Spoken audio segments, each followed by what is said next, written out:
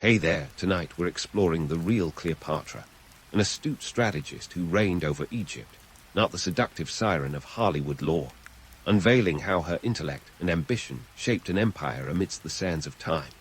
If these stories help you unwind, I'd love a quick like or subscribe, but only if they're genuinely working for you.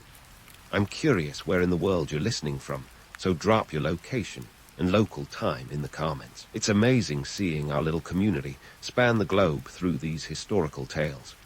Now make yourself cozy, maybe adjust your room temperature or get that cup of tea, and let's explore tonight's tale together. Cleopatra Roman 7 Philopator didn't just stroll into history. She made a grand entrance, as if the world were her stage and she, the star performer. Born in 69 BC, in a city with enough cultural mashup to make a modern-day New York blush, she was raised in Alexandria, the Vegas of the ancient Mediterranean. This was no ordinary city. It was a place where Greek philosophy met Egyptian mysticism, where the scent of spices wafted through the streets alongside the whispers of political intrigue. And smack dab in the middle of this vibrant chaos was Cleopatra, a woman who would become synonymous with both seduction and strategy, although not always in the ways you might think. Now, Cleopatra's family tree was more like a tangled bush of thorns. The Ptolemaic dynasty, ruling Egypt since 305 BC, was about as stable as a Jenga tower in a windstorm. Marriages within the family were par for the course, mostly to keep the bloodline pure, or at least consistently dysfunctional. Cleopatra herself was the product of such unions. She was Greek, not Egyptian, which makes her story even more intriguing. She could trace her lineage back to Ptolemy Isoda, one of Alexander the Great's top generals. But rather than spending her days lounging in luxury, Cleopatra was busy learning how to navigate this political minefield. And here's where we start dispelling some myths. Cleopatra wasn't just a pretty face with a penchant for exotic eyeliner. She was a polyglot powerhouse, reportedly fluent in 9 languages. 9. While most of us are struggling to remember our high school French, Cleopatra was out here casually chit-chatting in Egyptian, Greek, Aramaic, and even the odd bit of Hebrew, just in case. This wasn't just a party trick. It was a strategic advantage. By speaking the language of her subjects, she could connect with them directly, bypassing the usual parade of translators and hangers-on. But let's not get ahead of ourselves. Cleopatra's early life wasn't all sunshine and hieroglyphs. The political landscape of her family was more convoluted than a soap opera, and just as deadly. Her father, Ptolemy Roman 12, nicknamed Orleats, or the flute player, because apparently ruling Egypt was just his side gig, was a less-than-popular ruler who had to flee to Rome to escape his own people's wrath. Cleopatra, along with her siblings, was left to navigate the murky waters of Egyptian politics, which were about as clear as the Nile in flood season.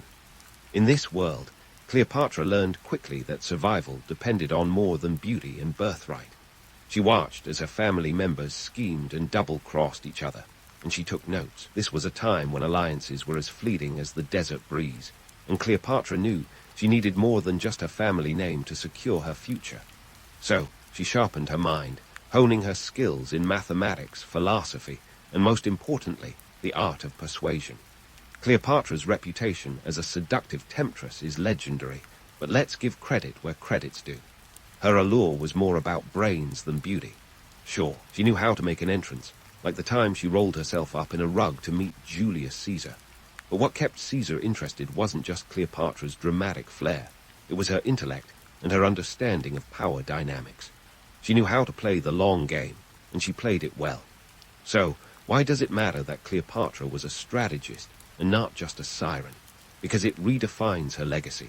She wasn't a passive player in the grand scheme of things. She was a mover and shaker who used all the tools at her disposal.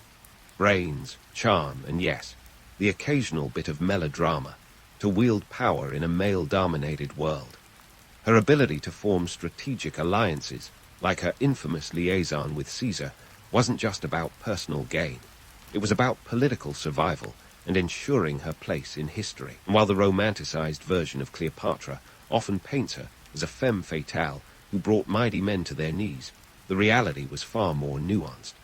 She was a ruler who understood the precarious balance of power in the ancient world and knew how to tip the scales in her favor. Her relationships with powerful Roman figures like Caesar and later Mark Antony were as much about diplomacy as they were about romance, if not more so. Cleopatra's early years set the stage for her later exploits, and they underscore a key point. Her story is one of intellect, strategy, and survival in a turbulent era. It's a tale where the truth is far more interesting than the myth, and where Cleopatra emerges not just as a queen, but as a force of nature in her own right. Cleopatra's story was just getting warmed up, and her climb to power would make any modern soap opera look like child's play. When her father, Ptolemy Roman XII, shuffled off this mortal coil in 51 BC, Cleopatra found herself co-ruling Egypt with her younger brother, Ptolemy Roman XIII. Now, if you think your sibling rivalry is intense, try sharing a throne with a brother who'd happily stab you in the back, and probably already planned to do so. Cleopatra was 18, and Ptolemy Roman XIII was a mere 10-year-old, which makes you wonder if he still had a curfew. The Ptolemaic family drama soon spiraled into a full-blown royal rumble. Cleopatra, ever the savvy strategist, initially tried to play nice, but when your co-ruler is being egged on by power-hungry advisors like the eunuch Parthenis, diplomacy only gets you so far. Parthenis, acting like the original Machiavellian puppet master, had no intention of letting Cleopatra call the shots, and the tensions quickly boiled over. In 49 BC, Cleopatra found herself on the losing side of a coup. She was exiled by her own brother and his cronies. Talk about sibling betrayal. Cleopatra was no damsel in distress, though. She understood the value of a timely comeback and was determined to reclaim her throne. But it wasn't going to be a solo endeavor. Enter Julius Caesar, stage left, with all the subtlety of a Roman elephant crashing through a china shop. Caesar arrived in Alexandria in 48 BC, ostensibly to sort out the messy civil war between Cleopatra and Ptolemy Roman XIII. But let's be real, the man had his own agenda. Fresh from his victory at Pharsalus, Caesar was in Egypt to settle debts owed by the late Ptolemy Roman XII. Cleopatra saw an opportunity here. She needed an ally with the muscle to back up her brains. Caesar, ever the opportunist, was intrigued by the idea of adding a queen to his network of power. Now, about that famous carpet meeting. Historians have debated the details, but the basic gist is that Cleopatra needed to meet Caesar privately to plead her case. How she got past Ptolemy's guards is the stuff of legend. Some say she was smuggled in, rolled up in a carpet or a sack. Others suggest she simply sneaked in while everyone was distracted. Either way, her entrance was as theatrical as it was strategic, and while the romantic version makes it sound like a scene from a rom-com, this was Cleopatra using every trick in her considerable book to secure an audience with the most powerful man of the era. Caesar, ever the politician, was impressed, not just by her cunning entrance, but by her intellect and ambition. Cleopatra wasn't just there to flutter her eyelashes. She was there to negotiate, to argue her case, and to make it clear that she was the rightful ruler of Egypt. Caesar saw in her a formidable ally, and perhaps a kindred spirit, someone who understood the complex dance of power and influence. With Caesar's backing, Cleopatra was ready to take back what was hers, but not without a fight. The Alexandrian War erupted, a deadly game of thrones that pitted brother against sister in a struggle for the crown. Ptolemy Roman XIII, not content to sit idly by as his sister gained the upper hand, saw the writing on the wall, but decided to challenge it anyway. The war was a chaotic affair, with Roman legions clashing against Ptolemy's forces. The Library of Alexandria, the ancient world's greatest repository of knowledge, was accidentally set ablaze during the conflict, a tragic footnote in an otherwise dramatic saga. Talk about collateral damage. In the end, Ptolemy Roman XIII forces were no match for Caesar's well-trained legions, and he was forced to flee the city. In a classic case of hubris meeting its match, Ptolemy Roman XIII drowned in the Nile while attempting to escape, a fittingly dramatic end for a young king who had tried to play a game far beyond his years. With Ptolemy Roman XIII out of the picture, Cleopatra was restored to the throne, this time with another of her younger brothers, Ptolemy Roman XIV, as a nominal co-ruler. But make no mistake, Cleopatra was the one with the real power, and she wasn't going to let anyone forget it. Cleopatra's ability to navigate this treacherous political landscape wasn't just a testament to her cunning. It was an illustration of her understanding of the economic and political realities of her time. She knew that Egypt, with its fertile Nile delta, was a prize worth fighting for, and she was determined to be the one holding the reins. Her alliance with Caesar wasn't just about love or lust. It was about securing her position in a world where alliances could mean the difference between a crown and a coffin. In the aftermath of the Alexandrian War, Cleopatra and Caesar spent several months together in Egypt.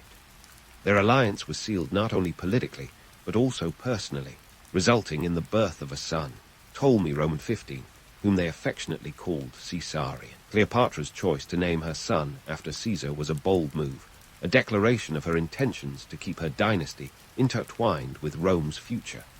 In the grand tapestry of history, Cleopatra's story is one of survival and resilience. Her climb to power wasn't a smooth ascent.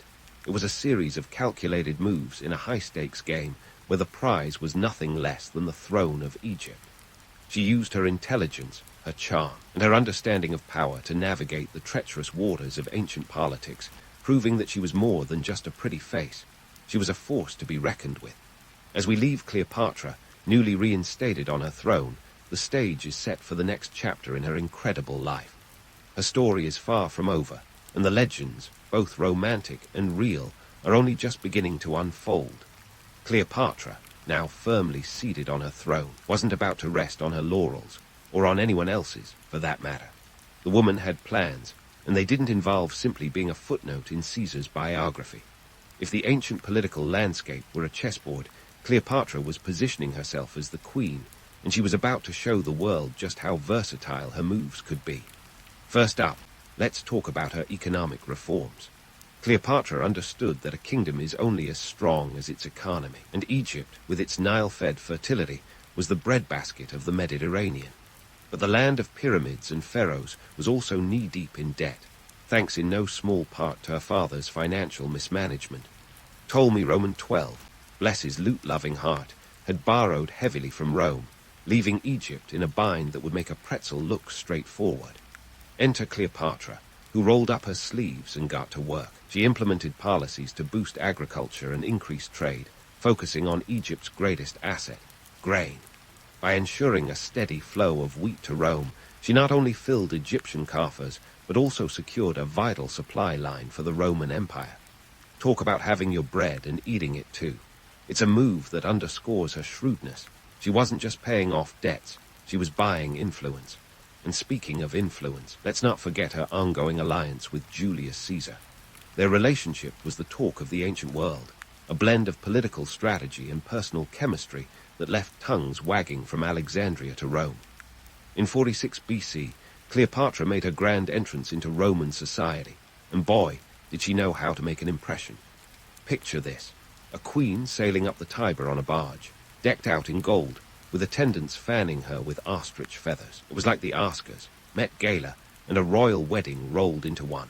The Romans had never seen anything like it, and they weren't quite sure what to make of it.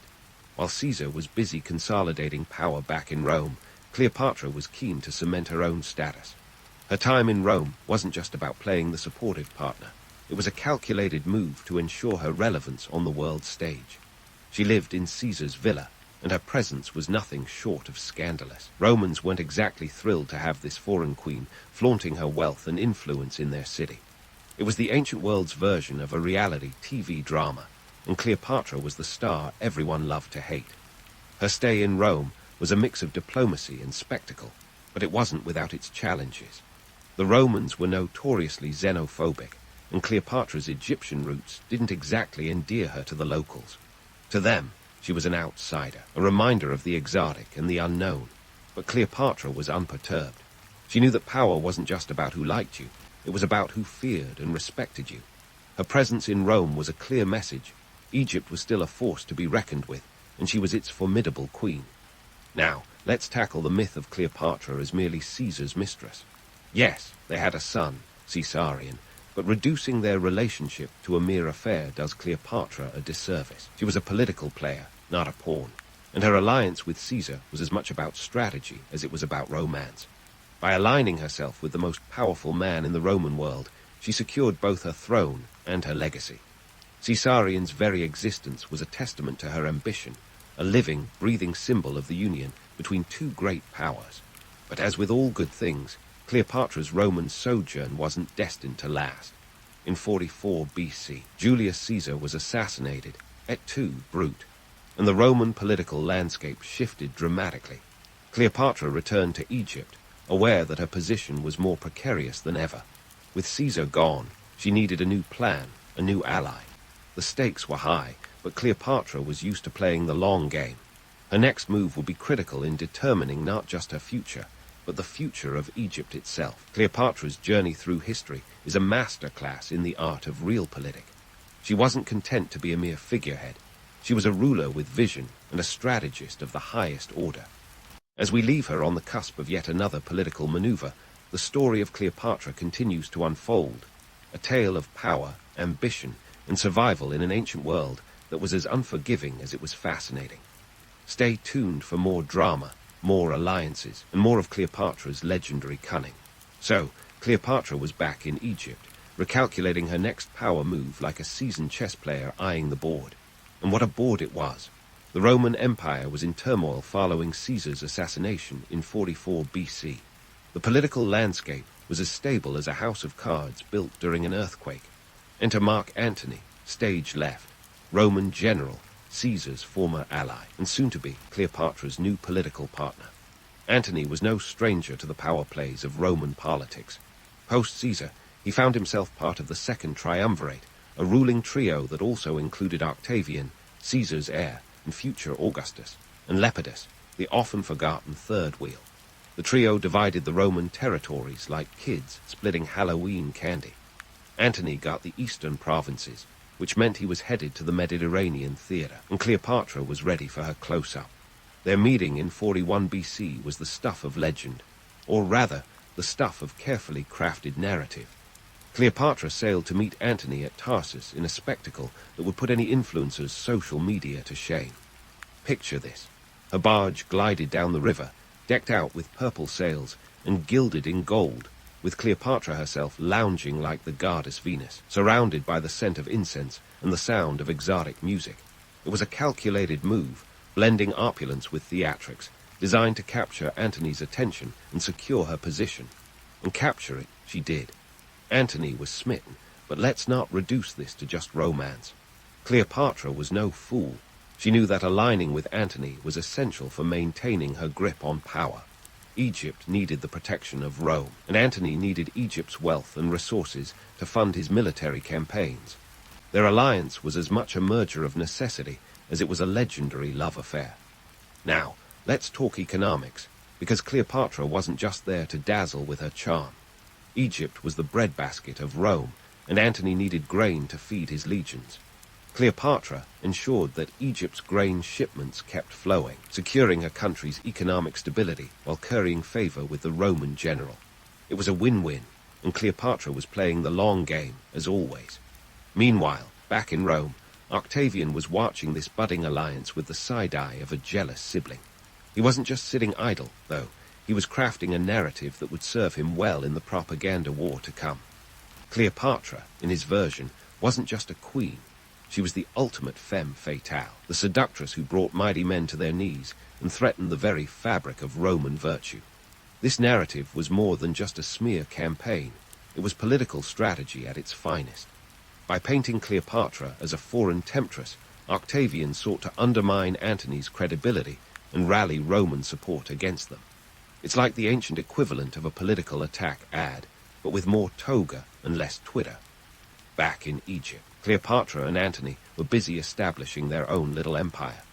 In 34 BC, they staged the infamous donations of Alexandria, a lavish ceremony where they distributed territories and titles to their children. Cleopatra was declared Queen of Kings, and their children were given dominion over various eastern territories.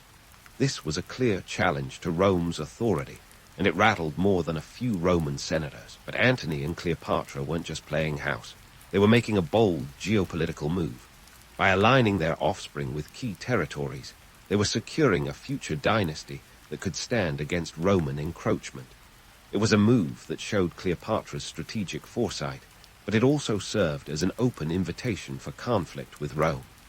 Speaking of Rome, Octavian seized this opportunity to ramp up his rhetoric. He portrayed the donations of Alexandria as a betrayal of Roman interests.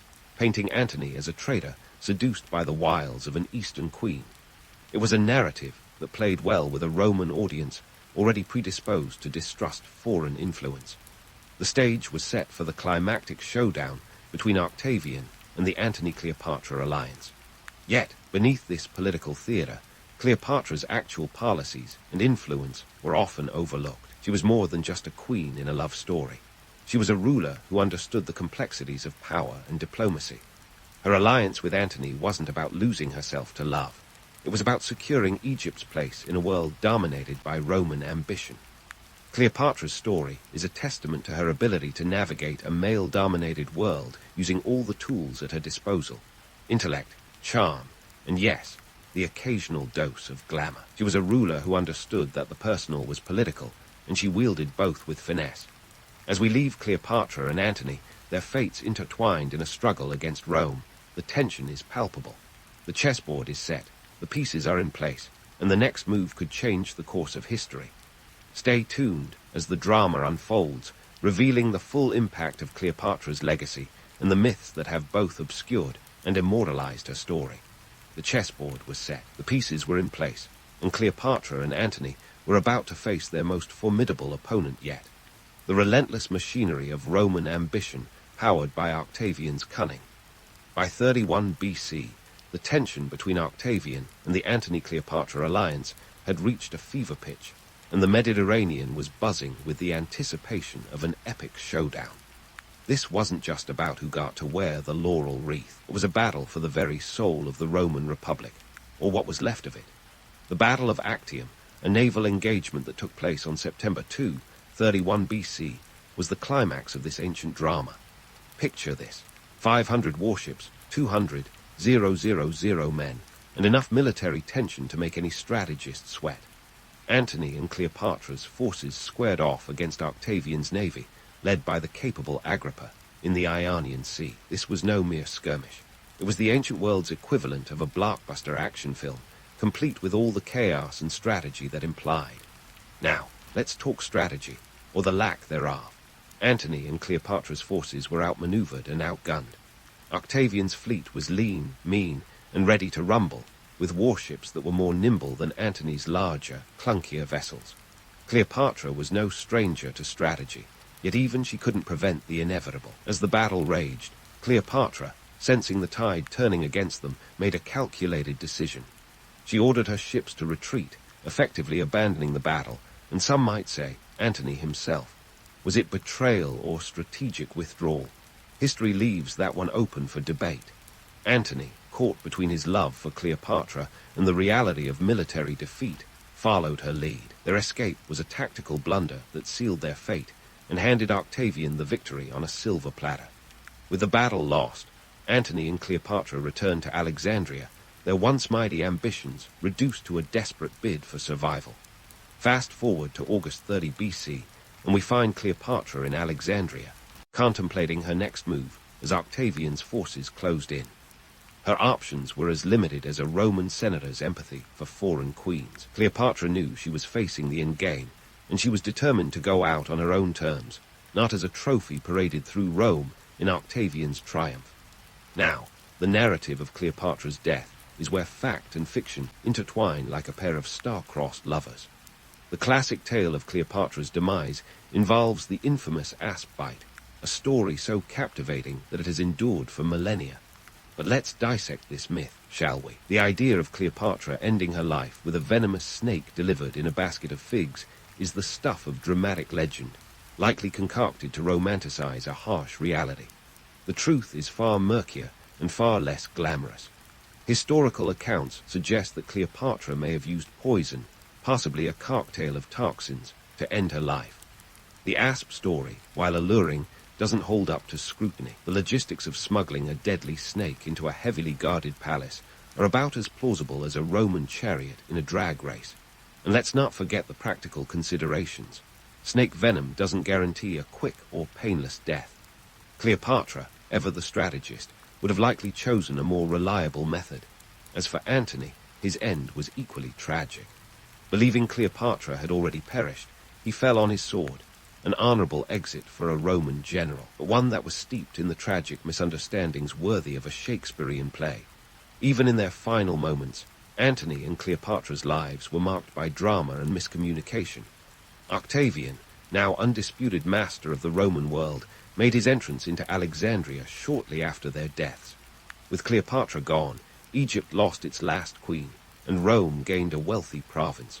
Cleopatra's son, Caesarion, was seen as a potential threat to Octavian's rule and was executed, an unfortunate but predictable outcome in the brutal world of Roman politics. As the dust settled, Cleopatra's legacy began its transformation into legend. The Romans, eager to justify their conquest, painted her as the seductress who nearly toppled their mighty empire. This portrayal stuck, shaping her image for centuries. But let's be clear, Cleopatra was more than just a femme fatale. She was a ruler of intelligence and ambition, a woman who wielded power in a man's world with impressive dexterity. Her story, as told by both ancient chroniclers and modern interpretations, reveals a mix of admiration and disdain, a reflection of the biases and cultural perceptions of the times. Cleopatra has been everything from a cunning strategist to a romantic heroine, depending on who's telling the tale. Her life reminds us of the power of narrative and how history often blurs the line between fact and fiction. In the end, Cleopatra's legacy is a testament to her enduring influence. She was a woman who dared to defy the constraints of her era, who played the game of power with skill and audacity. Her story is both a cautionary tale and an inspiration, a reminder that history is as much about the stories we tell as it is about the events themselves. As we wrap up this journey through Cleopatra's life, let's remember her not just as a tragic queen, but as a figure who navigated the treacherous waters of ancient politics with intelligence and resolve. Her true legacy lies not in the myths that surround her death, but in the undeniable impact she had on history, a legacy that continues to intrigue and inspire, long after the last asp has slithered away into legend. The sun peeks over the limestone cliffs of Thebes, casting a golden hue on the bustling streets below.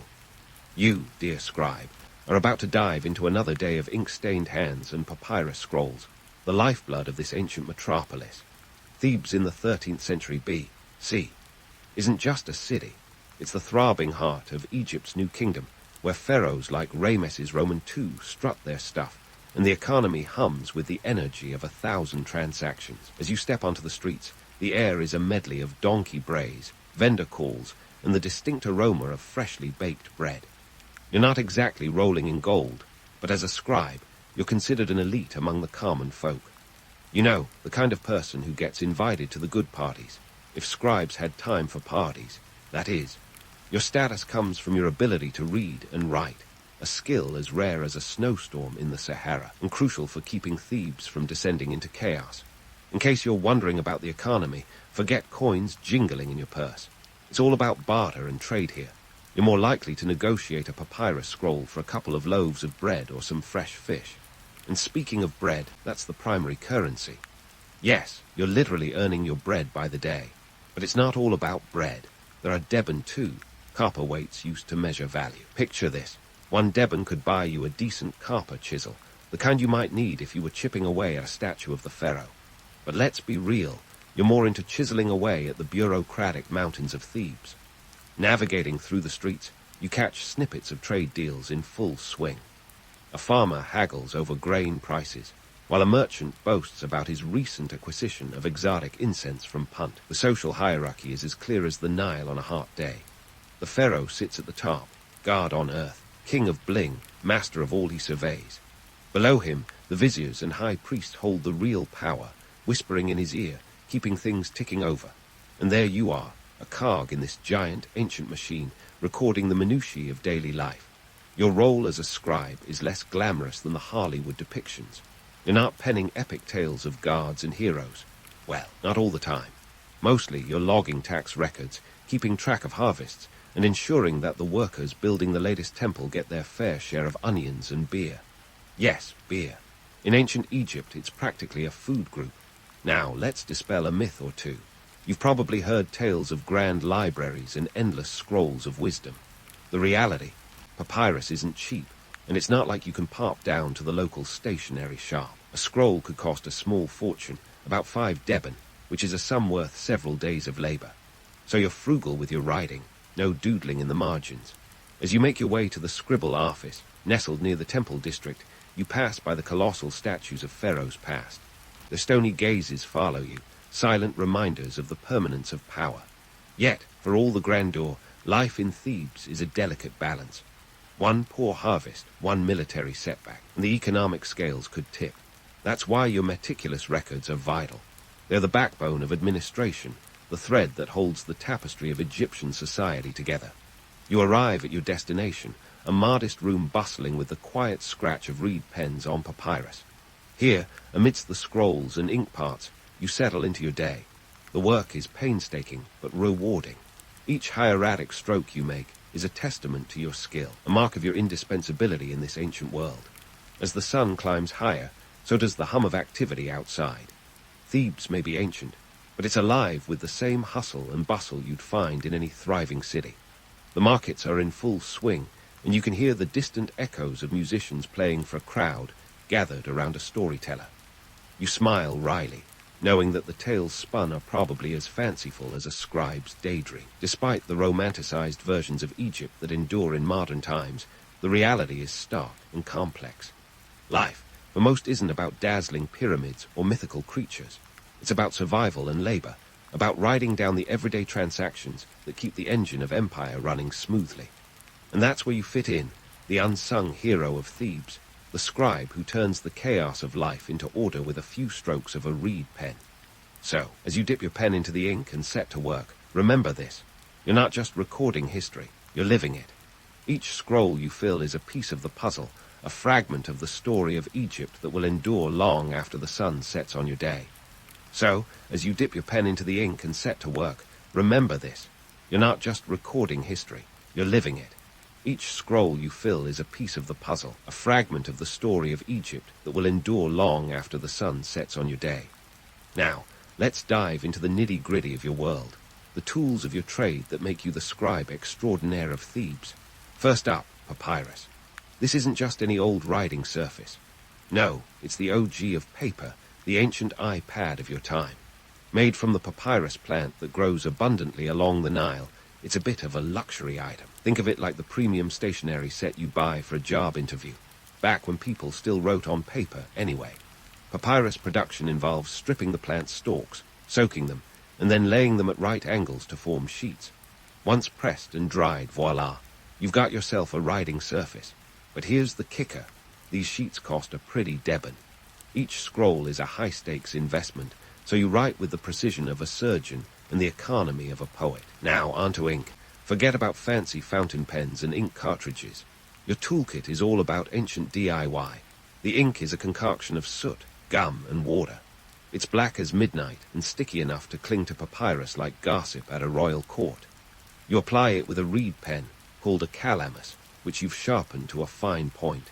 And yes, you've probably pricked your finger more times than you care to admit. These tools may seem rudimentary, but they're the lifeline of your profession. And here's something that might shatter a few illusions. The image of a mystical scribe, ensconced in a cloud of incense, scribbling arcane secrets. Pure fantasy. In reality, you're more like an ancient spreadsheet jockey, wrestling with rows of hieroglyphs and columns of numbers. Hieroglyphics, those beautiful, enigmatic symbols, aren't just for tomb walls or royal decrees. They're a full-on writing system with over 700 characters to keep track of.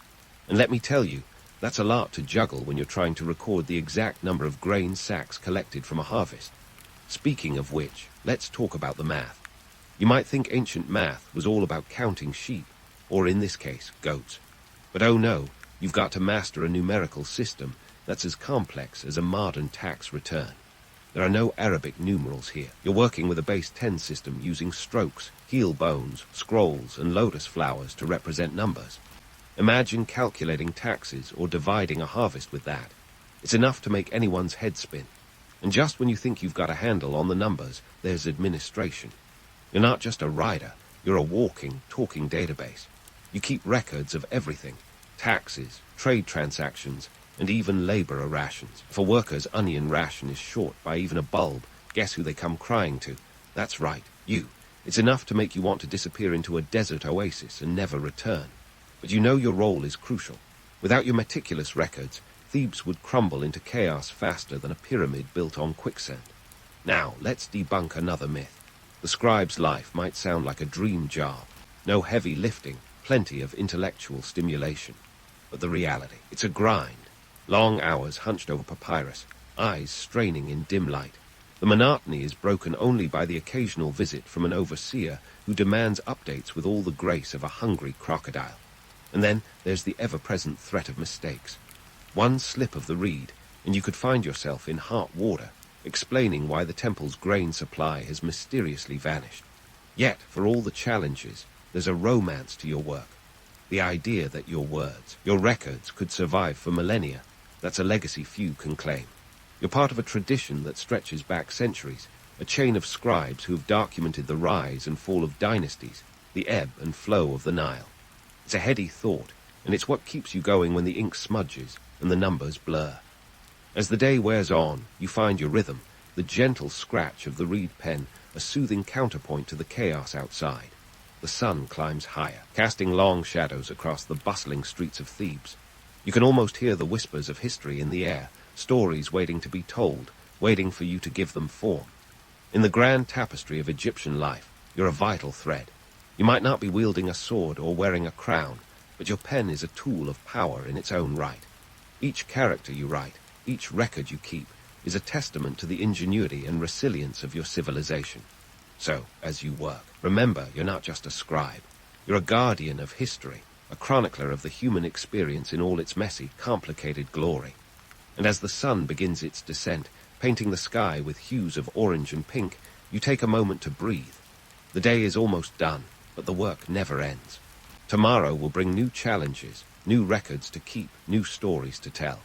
But for now, you gather your tools, roll up your scrolls, and prepare to step back into the vibrant world of Thebes, a city alive with the pulse of history, a city you have the privilege to record, one hieroglyph at a time. As you tuck away your tools and scrolls, the rumble in your stomach reminds you it's time for that quintessential Egyptian ritual, lunch. But here's the kicker. Forget the lavish feasts of pharaohs you've seen in movies. Your midday menu is more about sustenance than splendor. Bread and beer, the dynamic duo of the ancient Egyptian diet, are your go-tos. They're the PB and J of the Nile, minus the peanut allergies and sugar rush. Bread in this era isn't the fluffy loaf you might imagine. It's more like a dense, gritty pancake that could double as a paperweight. Made from emmer wheat or barley, the dough is kneaded with care and a side of sand, thanks to the stone-ground flour. Ever had a sandwich that feels like a mouthful of gravel? Welcome to your daily grind. But hey, it does the job. It's filling, and when you're busy recording the minutiae of Theban life, you need something that sticks to your ribs, not unlike the clay tablets of more northern scribes. And then there's beer, practically an ancient Egyptian food group. Brewed in homes and temples alike, this isn't your average Friday night pint. It's more of a thick, porridge-like concoction, nutritious enough to pass as a meal. Think of it as a smoothie, but with a buzz. With an alcohol content around 4-5%, it's enough to keep you cheerful while you tally up taxes, but not so strong that you start logging pharaohs who never existed. How do these staples make it to your plate, or rather, your reed mat? The journey from field to mouth is a testament to ancient Egypt's agricultural prowess. The fertile Nile Delta is the breadbasket of the kingdom, where rich silt and predictable floods ensure bountiful harvests. Farmers toil under the relentless sun, sowing and reaping with the rhythm of the river. The grain they produce isn't just food, it's currency, the backbone of barter, and the lifeblood of an economy that doesn't know the jingle of coinage. But let's not romanticize too much. Agriculture in ancient Egypt is far from idyllic. It's backbreaking work, with farmers' lives tethered to the whims of the Nile. Too much flood, and fields turn to swamp. Too little, and famine lurks, ready to pounce like a crocodile in the reeds. Your job as a scribe ties directly into this delicate balance. You're the accountant of abundance and the chronicler of catastrophe. Now, let's talk distribution. The granaries of Thebes are like ancient Amazon warehouses, minus the drones and next-day delivery. Grain is stored, rationed, and distributed with the precision of a military operation. It's a top-down affair, with officials ensuring that everyone, from the laborers hauling stones for temples to the elite lounging in their villas, gets their due share.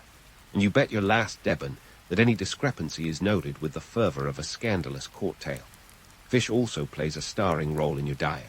The Nile is teeming with life, and fish are the protein-packed stars of the Egyptian menu. It's not all about the big catches, though. Even the smallest fish are sun-dried and salted, preserved for the lean times when the river's bounty might falter. Picture this: a bustling market where fishmongers hawk their wares alongside vendors selling everything from fresh dates to dried figs. A sensory overload of sights, smells, and sounds that keep the city buzzing. As you munch on your makeshift meal, perhaps a fig or two to add a touch of sweetness, you can't help but chuckle at the thought of ancient Egyptian cuisine being a tourist attraction. The reality is far from the sumptuous feasts of gold-leafed goblets and honey-drenched delicacies. It's a diet designed for survival, for the raw energy needed to build an empire one stone block at a time. And let's not forget the dark humor lurking in the granaries. Mismanagement of food supplies could lead to more than just empty bellies. It could spark unrest, and in a society where the pharaoh is both king and guard, that's a divine faux pas you'd rather avoid. So, when you record grain receipts or fish quotas, you're not just tallying numbers, you're ensuring stability, one loaf at a time. Your lunch break is a microcosm of the larger social structure. The food you eat, the way it's produced and distributed, reflects the hierarchical pyramid that is Egyptian society. It's a system where the pharaoh sits at the top, basking in divine status, while farmers and fishermen toil below, their labor feeding the nation's ambitions. And in between, there's you, the scribe, documenting every transaction with the precision of a papyrus ledger. As you finish your meal, wiping crumbs from your tunic, you're reminded that in ancient Egypt, food is more than just sustenance. It's a symbol of the interconnectedness of economy, society, and survival.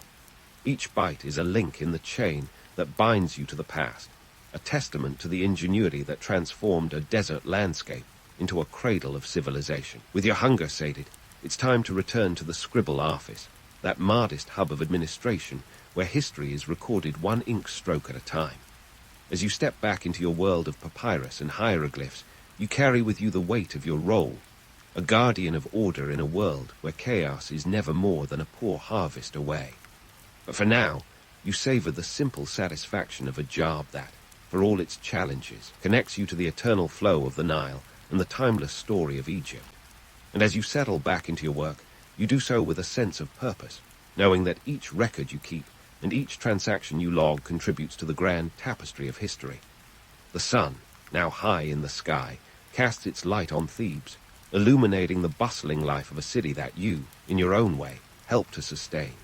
It's a city of gods and mortals, of scribes and laborers, all intertwined in the grand narrative of a civilization that continues to captivate the imagination of generations to come.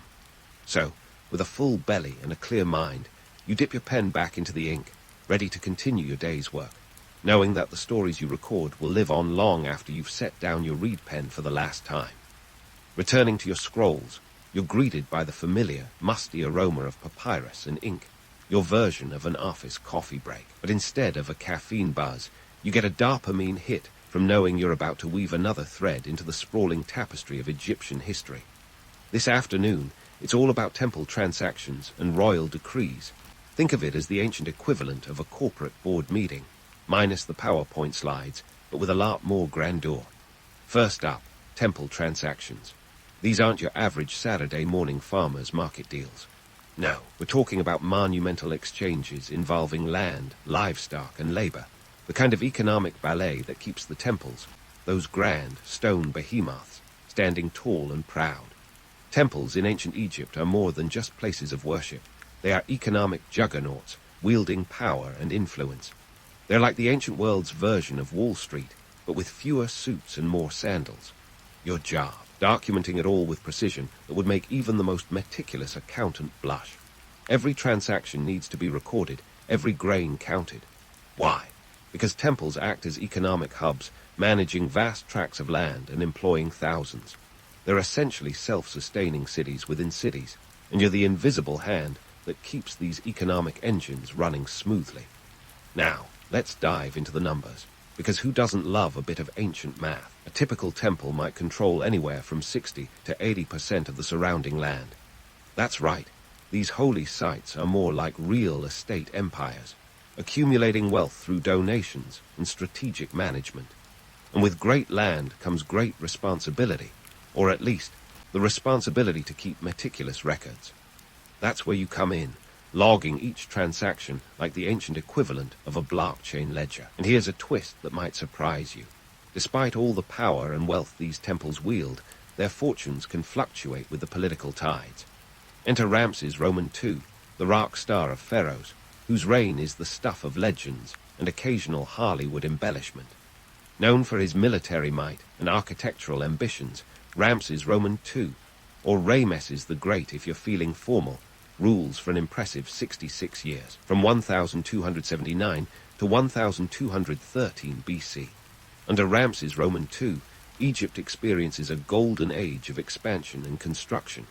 His monumental projects, like the temples at Abu Simbel, are designed to proclaim his divine power to the world. But here's the kicker. These grandiose projects are as much about politics as they are about piety. They're propaganda on a colossal scale, reinforcing Ramses' image as a god king, while conveniently glossing over the less glamorous aspects of his reign, like the high taxes and military drafts needed to support such endeavors. As you jot down the latest royal decree, you can't help but marvel at the political theater of it all. These decrees are the ancient world's version of a press release, carefully crafted to maintain the pharaoh's image and ensure public compliance. It's a delicate dance of power and perception, and you're the one capturing the choreography on papyrus. Let's take a closer look at one of these decrees. Ramses Roman II might announce a new temple project, promising prosperity and divine favor for those who contribute, be it labor, livestock, or land. Sounds fair, right? But behind the grand rhetoric lies the stark reality of economic pressure. These contributions are often encouraged by the state, a bit like when your boss suggests you work late. More expectation than invitation. And here's where the myth-busting comes in.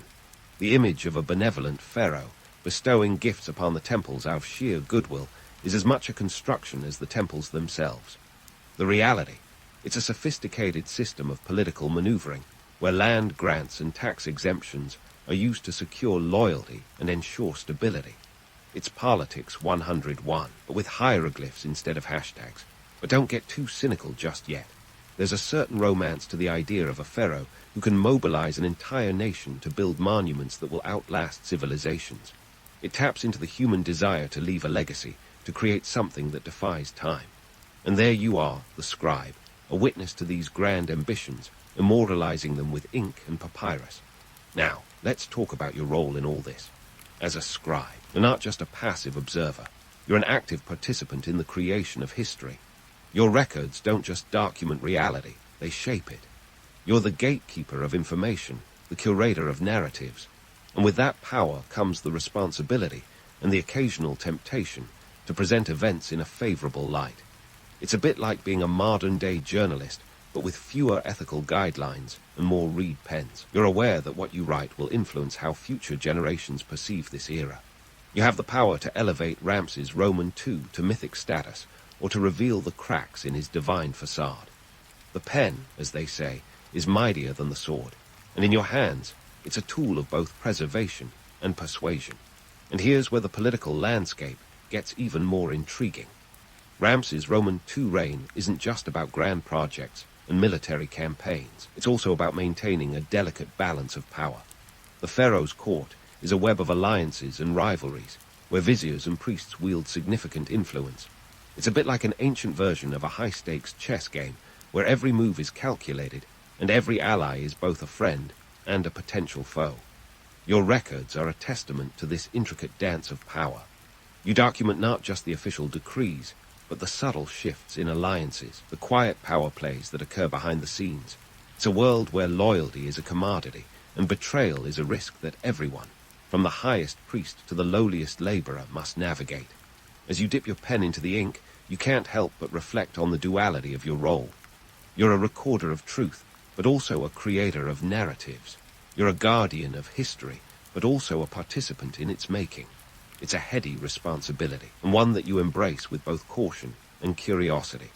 As the afternoon sun casts long shadows across Thebes, you continue to write, conscious of the fact that each stroke of your pen adds to the complex tapestry of Egyptian history. You're not just chronicling events, you're shaping the legacy of a civilization that will captivate the imagination of generations to come. So, as you record another transaction, another decree, you do so with a sense of purpose, knowing that your work is a bridge between the past and the future. The stories you capture will endure long after the ink has dried, telling the tale of a time when gods walked the earth and men dared to dream in stone. And in that story, you, the humble scribe, play a pivotal role, a witness to history, a curator of truth, and an architect of legends. As the day draws to a close and the last rays of sunlight bathe Thebes in a golden glow, you pack away your tools, ready to return to your world of ink and papyrus tomorrow. But for now, you pause to reflect on the day's work, aware that the stories you've recorded are more than just words on a page. They are the heartbeat of a civilization, a testament to the enduring power of human ambition, and a reminder that history is not just a record of what was, but a guide to what might be.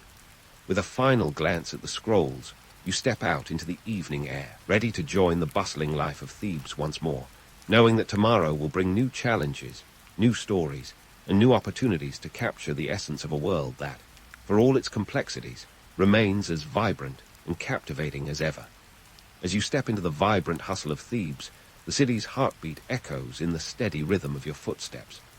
The sun dips below the horizon, painting the sky with hues that would make any artist's palette jealous. It's the perfect backdrop for a moment of reflection on the cultural and religious tapestry that you, as a scribe, are intimately woven into. Let's dive into the spiritual side of your scribble duties, because even in ancient Egypt, paperwork had a mystical twist. You're not just a bureaucrat with a pen, you're a crucial player in the celestial bureaucracy. Yes, you're handling afterlife logistics, and your backstage pass to this metaphysical concert is the Book of the Dead. Now, don't let the ominous name fool you. This isn't some dusty tome of doom. It's more like an ancient user's manual for the afterlife, filled with spells and instructions to help souls navigate the tricky terrain of the underworld. Picture yourself meticulously inscribing these sacred texts. The Book of the Dead isn't a single volume, but a collection of spells, around 200 to be precise. Each spell is a lifeline for the deceased, guiding them through trials with names like the Weighing of the Heart, where the heart of the deceased is balanced against the feather of Mad, the goddess of truth and justice. Because nothing says eternal peace like a celestial audit. And here's a concrete data point for you. A full copy of the Book of the Dead could take a scribe months, even years, to complete. It's a monumental task, not unlike trying to binge-watch every episode of a 15-season TV series with no streaming service in sight.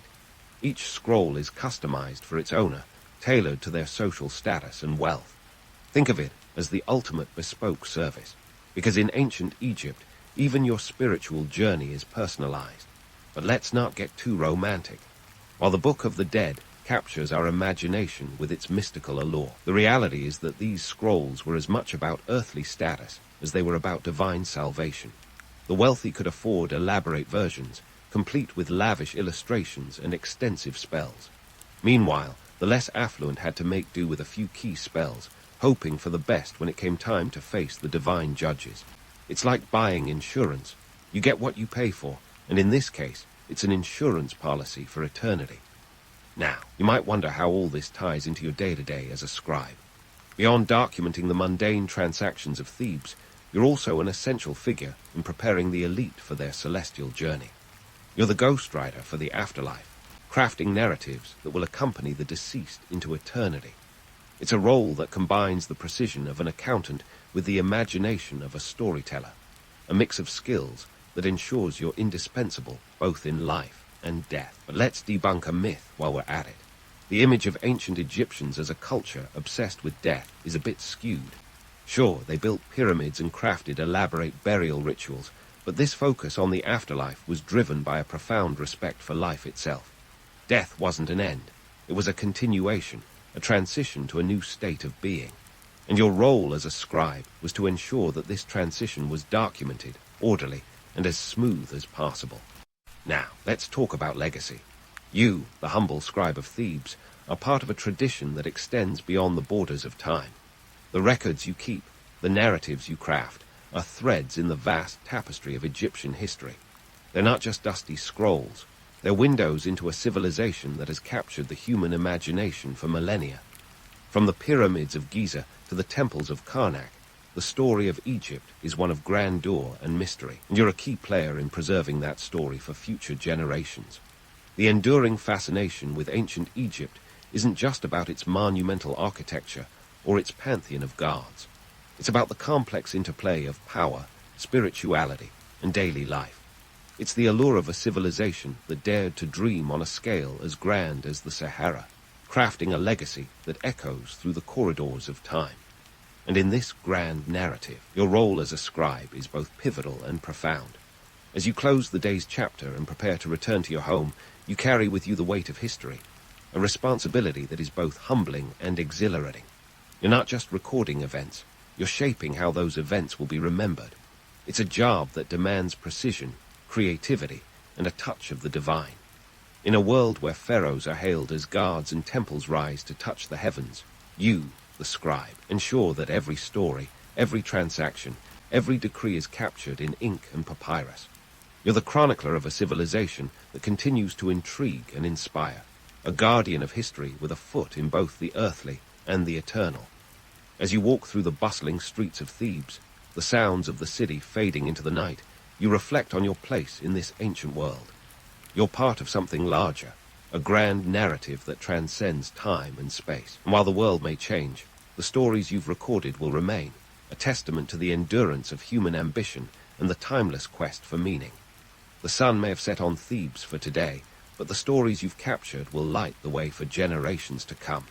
So, as you tuck away your tools and prepare to greet the new dawn, remember this. In the grand tapestry of history, you're not just a scribe. You're a guardian of dreams, a keeper of legacies, and a storyteller whose words will echo through the ages. Suleiman the Magnificent, the golden boy of the Ottoman Empire, didn't just fall from the sky like some divine gift wrapped in silk and intrigue.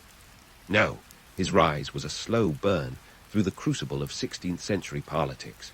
Born in 1494, Suleiman was the only son of Selim I and Hafsa Sultan, which meant he was marked for greatness, or at least a lifetime of cutthroat palace intrigue. His childhood wasn't exactly spent in a gilded cage.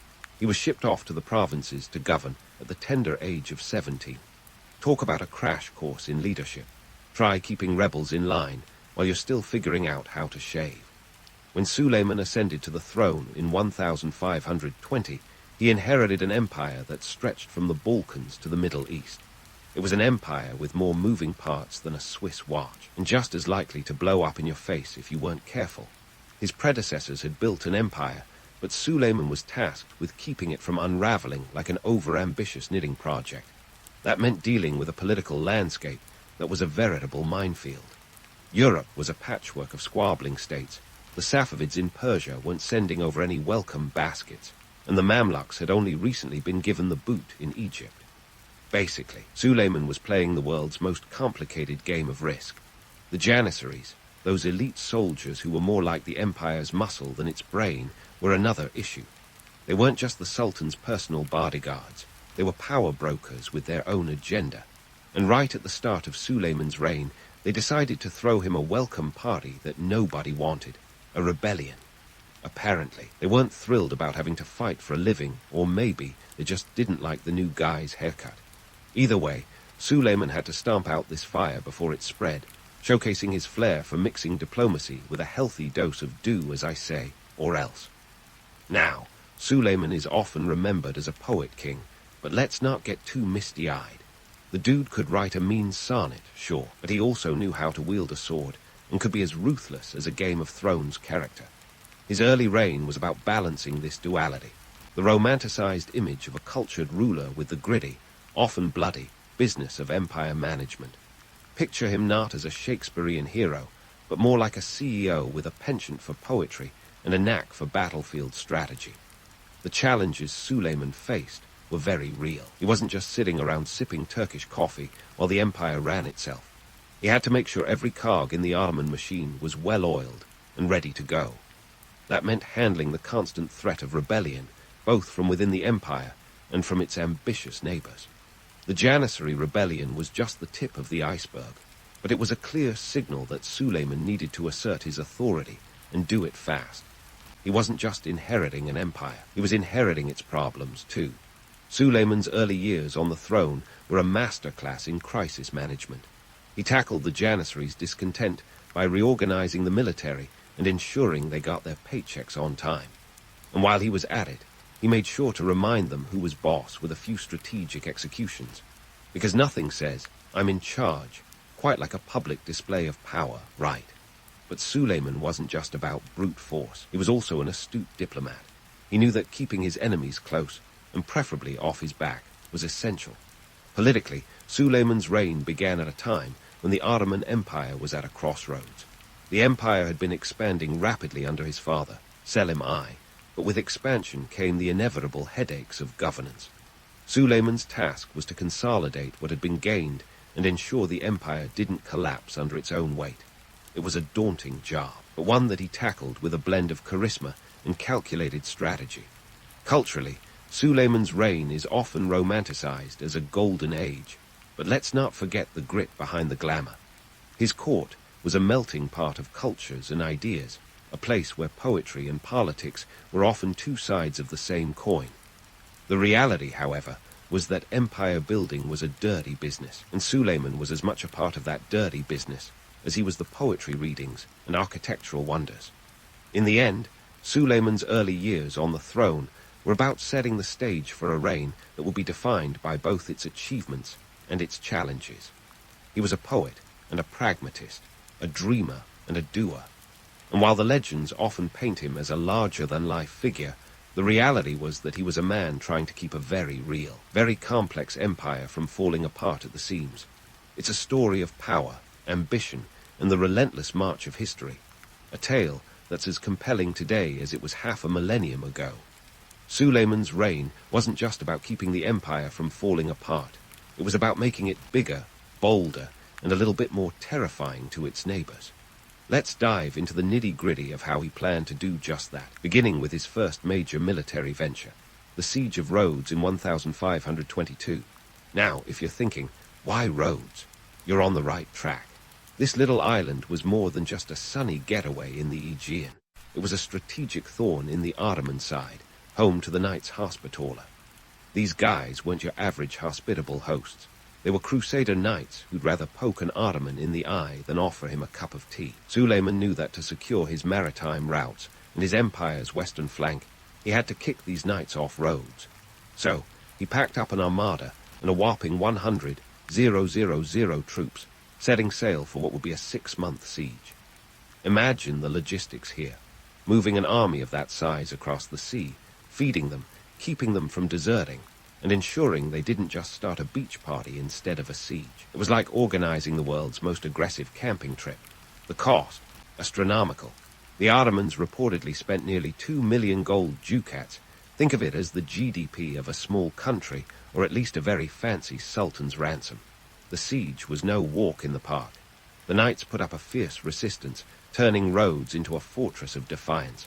But Suleiman was nothing if not persistent. Using a mix of brute force, cunning, some serious firepower, think cannons that could turn walls into Swiss cheese, he finally broke through. The knights surrendered, and Suleiman, displaying a surprising bit of magnanimity, allowed them to leave with their lives and some dignity intact. It was a savvy move. Better to have former enemies who owe you one than a bunch of martyrs. With Rhodes under his belt, Suleiman set his sights even higher. Enter Hungary, the gateway to Europe, and the next big prize for the Ottoman Empire. The Battle of Mohács in 1526 was a game-changer. Led by Suleiman himself, the Ottoman forces crushed the Hungarian army in less than 2 hours. Don't let the brevity fool you. Those 2 hours were a whirlwind of chaos and carnage, with the river Danube running red, quite literally. This victory wasn't just about expanding borders. It was a statement. Europe, take note. The Ottomans were not just knocking at the door. They were about to kick it in. But let's not get carried away on the wings of Suleiman's triumphs. The myth of Suleiman as an invincible military genius is just that, a myth. Sure, he had victories, but he also faced setbacks that would make anyone question the invincible label. Fast forward to 1529, the Siege of Vienna. This was Suleiman's audacious move to push further into Europe, and it was bold, to put it mildly. The plan: take Vienna, open the door to Central Europe, and maybe catch a few operas while he was at it. The Ottomans marched over 800 miles from Istanbul to Vienna, a logistical nightmare that involved crossing rivers, mountains, and dealing with the kind of weather that makes you question your life choices. When they finally arrived, nature decided to play its trump card: rain. The downpour turned siege tactics into a soggy mess, and the Ottomans found themselves stuck in a muddy standoff. Vienna's defenders, on the other hand, held strong. In the end, Suleiman had to call it quits and retreat, leaving behind a soggy and chastened army. This wasn't just a military setback. It was a serious blow to the Sultan's image. Perhaps not invincible, but definitely adaptable, Suleiman learned from his mistakes. The siege showed the limits of Ottoman expansion into Europe and exposed the challenges of maintaining supply lines and morale over such vast distances. It was a reality check, proving that even the magnificent could be outmaneuvered by a combination of geography, weather, and sheer stubborn resistance. So, was Suleiman the invincible conqueror of legend? Not quite. He was more like a master chess player who occasionally lost a pawn or two. His reign was marked by strategic brilliance and occasional blunders, a testament to the challenges of ruling a sprawling empire. The man was a paradox, a poet and a warrior, a visionary and a pragmatist. He expanded the Ottoman Empire to its zenith, but not without leaving a few scars on the map. His campaigns were as much about human resilience and folly as they were about military might. As for the economic context, let's talk numbers. War isn't cheap, and Suleiman's campaigns were a strain on the Ottoman coffers. The cost of maintaining a massive standing army, the logistics of long campaigns, and the inevitable spoils of war all had to be balanced against the empire's revenues. It required a level of financial acumen and resource management that would make any modern-day CFO sweat. The empire's wealth came from its vast lands, but managing those resources was an ongoing challenge, especially when you're trying to fund multiple fronts. In a nutshell, the expansionist policies of Suleiman's reign were a mixed bag of brilliance and blunder.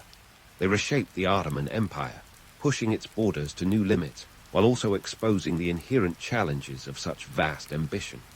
Suleiman's story is a reminder that history is a complex tapestry of triumphs and trials, woven together by the choices of those who dared to shape it. And while the romanticized image of an invincible sultan persists, the reality is far richer and far more human. Stay tuned, because Suleiman's legacy is just getting started, and there's more to unravel in the chapters ahead. While Suleiman was busy orchestrating the Ottoman Empire's expansion like a maestro conducting a symphony of chaos, his domestic policies were nothing short of revolutionary. Let's hit pause on the battlefield drama and zoom in on the home front, where Suleiman turned his attention to the fine art of governance. Here was a sultan who, despite the romanticized image of a warrior poet, possessed the administrative chops to modernize an empire that was starting to creak under its own weight. It was like being the CEO of a corporation so vast that its annual budget could make the GDP of some modern nations blush. We're talking about an empire that needed more than just a sharp sword. It needed a sharp mind to keep the gears turning. Enter the canon laws, Suleiman's piece de resistance in the world of legislation. The word canon might sound like a fancy dessert you'd order at a Turkish restaurant, but in actuality, it was Suleiman's answer to the empire's growing complexity. These civil laws were his attempt to bring some semblance of order to the chaos of governance. The Ottomans, after all, were a melting pot of cultures, languages, and religions. Trying to govern such diversity with a one-size-fits-all approach was like trying to fit a bear into a ballerina tutu, awkward and bound to end in disaster. Suleiman's canon laws were a pragmatic blend of existing practices and new regulations, carefully crafted to complement the religious laws of the Sharia. They weren't just about laying down the law. They were about filling in the gaps where religious laws didn't quite reach. Think of them as the empire's version of patching software updates to keep the system running smoothly. Suleiman's legislative reforms covered everything from taxation to land tenure, criminal justice to trade regulations. This wasn't just a legal overhaul. It was a full-blown administrative facelift. But let's not get too carried away with this image of Suleiman as the lawgiver par excellence. The myth of Suleiman as a benevolent legislator bringing justice to all his subjects hides the fact that he was also a shrewd politician. These laws weren't purely altruistic. They were a tool to solidify his power and ensure the empire didn't crumble like a stale pastry. The canon laws helped Suleiman centralize authority, making sure that the provincial governors, or beys, didn't start getting any funny ideas about independence. Remember, this was an empire where decentralization could lead to civil unrest faster than you could say anarchy. Now, if you're wondering how these laws played out in real life, consider the case of taxation. Suleiman's regime wasn't afraid to reach deep into the pockets of its citizens. No surprise there, given that wars and palaces don't come cheap. The canon laws standardized tax rates, ensuring that everyone paid their dues, from the wealthiest merchants in Istanbul to the humble farmer in Anatolia. But these taxes weren't just about filling the Sultan's coffers. They were about maintaining the empire's vast infrastructure, funding military campaigns, and keeping the societal wheels oiled. Suleiman's legislative prowess also extended to land reforms, a critical move given that land was the primary source of wealth and power. The canon laws redefined land ownership and tenure, ensuring that land was distributed among those who could cultivate it effectively, rather than letting it languish in the hands of absentee landlords. This move wasn't just about economic efficiency. It was about securing the loyalty of the peasantry and preventing potential uprisings. By ensuring that the land was productive, Suleiman was also ensuring that the empire remained stable and prosperous. But let's face it, no amount of legal wizardry could make everyone happy. Balancing the interests of such a diverse empire was like juggling flaming swords while riding a unicycle. The Ottomans were a tapestry of ethnicities and religions, from the Greeks and Armenians to the Arabs and Kurds. Suleiman's challenge was to keep this mosaic intact without letting any one group feel marginalized or oppressed. And his approach was as much about practicality as it was about principle. The canon laws were designed to be flexible, allowing for local customs and practices, as long as they didn't clash with the broader interests of the empire. It was a pragmatic approach that allowed for a degree of autonomy while maintaining overall cohesion. Let's not sugarcoat it, though. Suleiman's efforts to balance power among the empire's diverse populations were a constant tightrope walk. The myth of the Sultan as a just ruler who treated all his subjects equally doesn't quite hold up under scrutiny.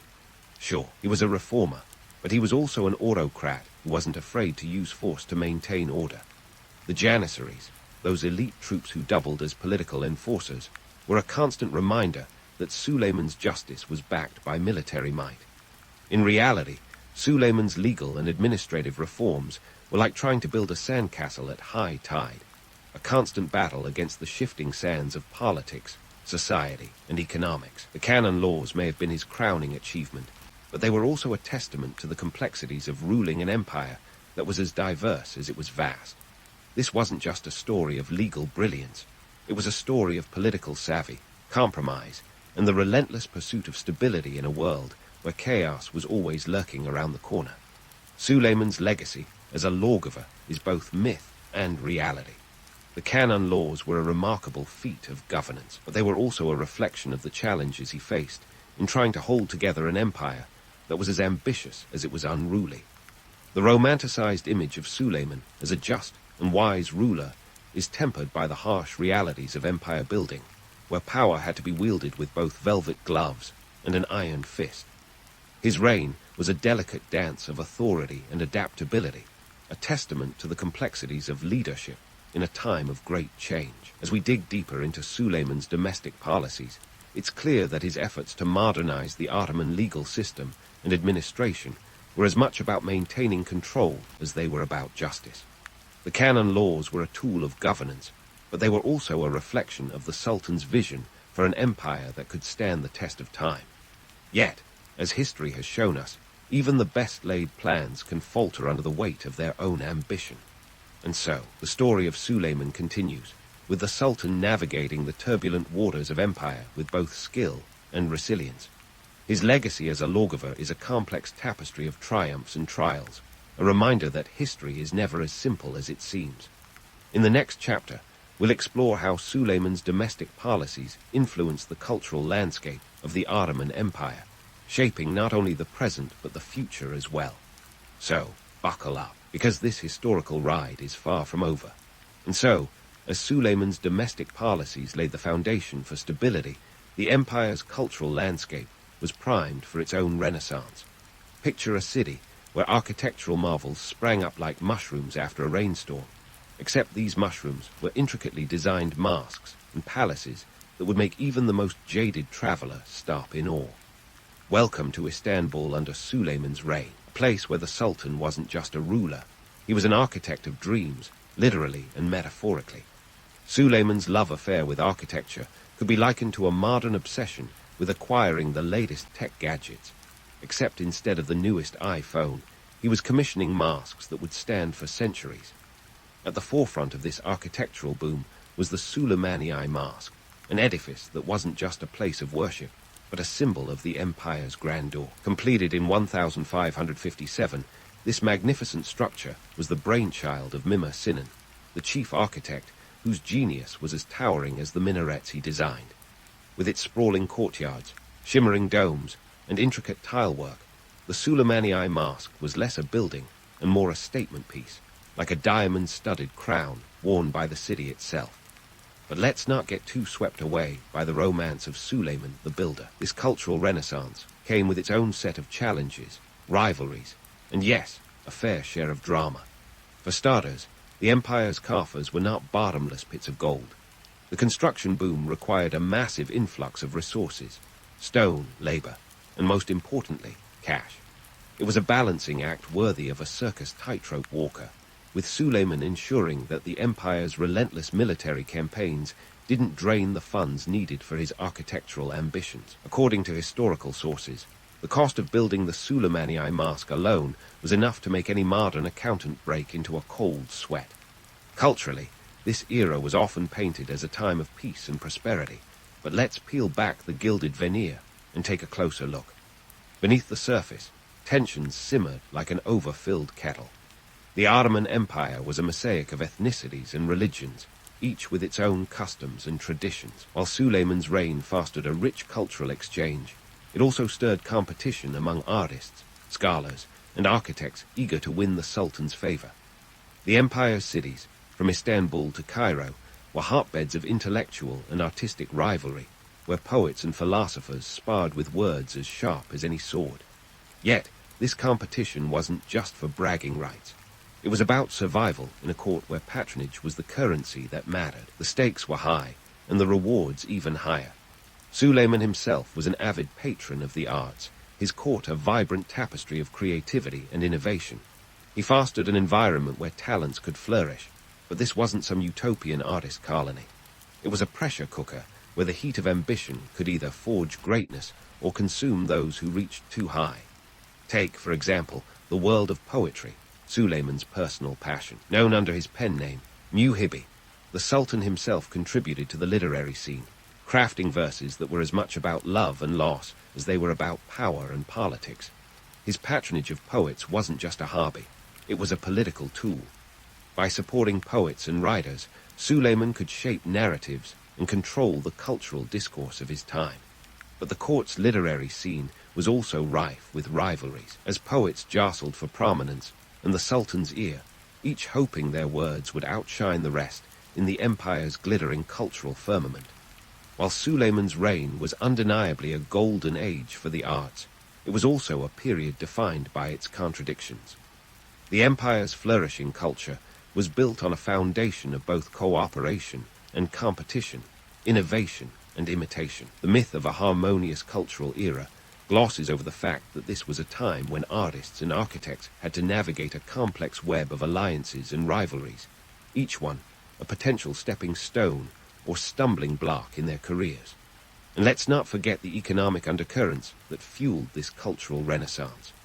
The empire's wealth wasn't just about plunder and conquest. It was about trade and commerce, the lifeblood of any thriving civilization. Istanbul was a bustling hub of activity, its markets filled with goods from across the empire and beyond. This vibrant trade network provided the financial backbone for Suleiman's grand projects, ensuring that the empire's cultural endeavors were not just a flash in the pan, but a sustained bloom.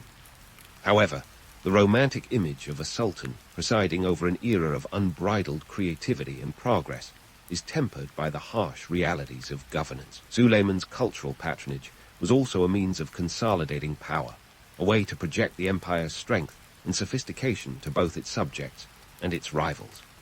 The Suleimani Mosque, with its soaring domes and exquisite craftsmanship, was as much a declaration of the empire's divine favor as it was a place of worship, a stone and mortar manifesto proclaiming the Ottoman's ascendance in both the spiritual and temporal realms. In navigating these complexities, Suleiman proved himself to be not just a ruler, but a shrewd tactician in the art of statecraft. His ability to blend cultural patronage with political acumen ensured that the Ottoman Empire remained a dominant force on the world stage.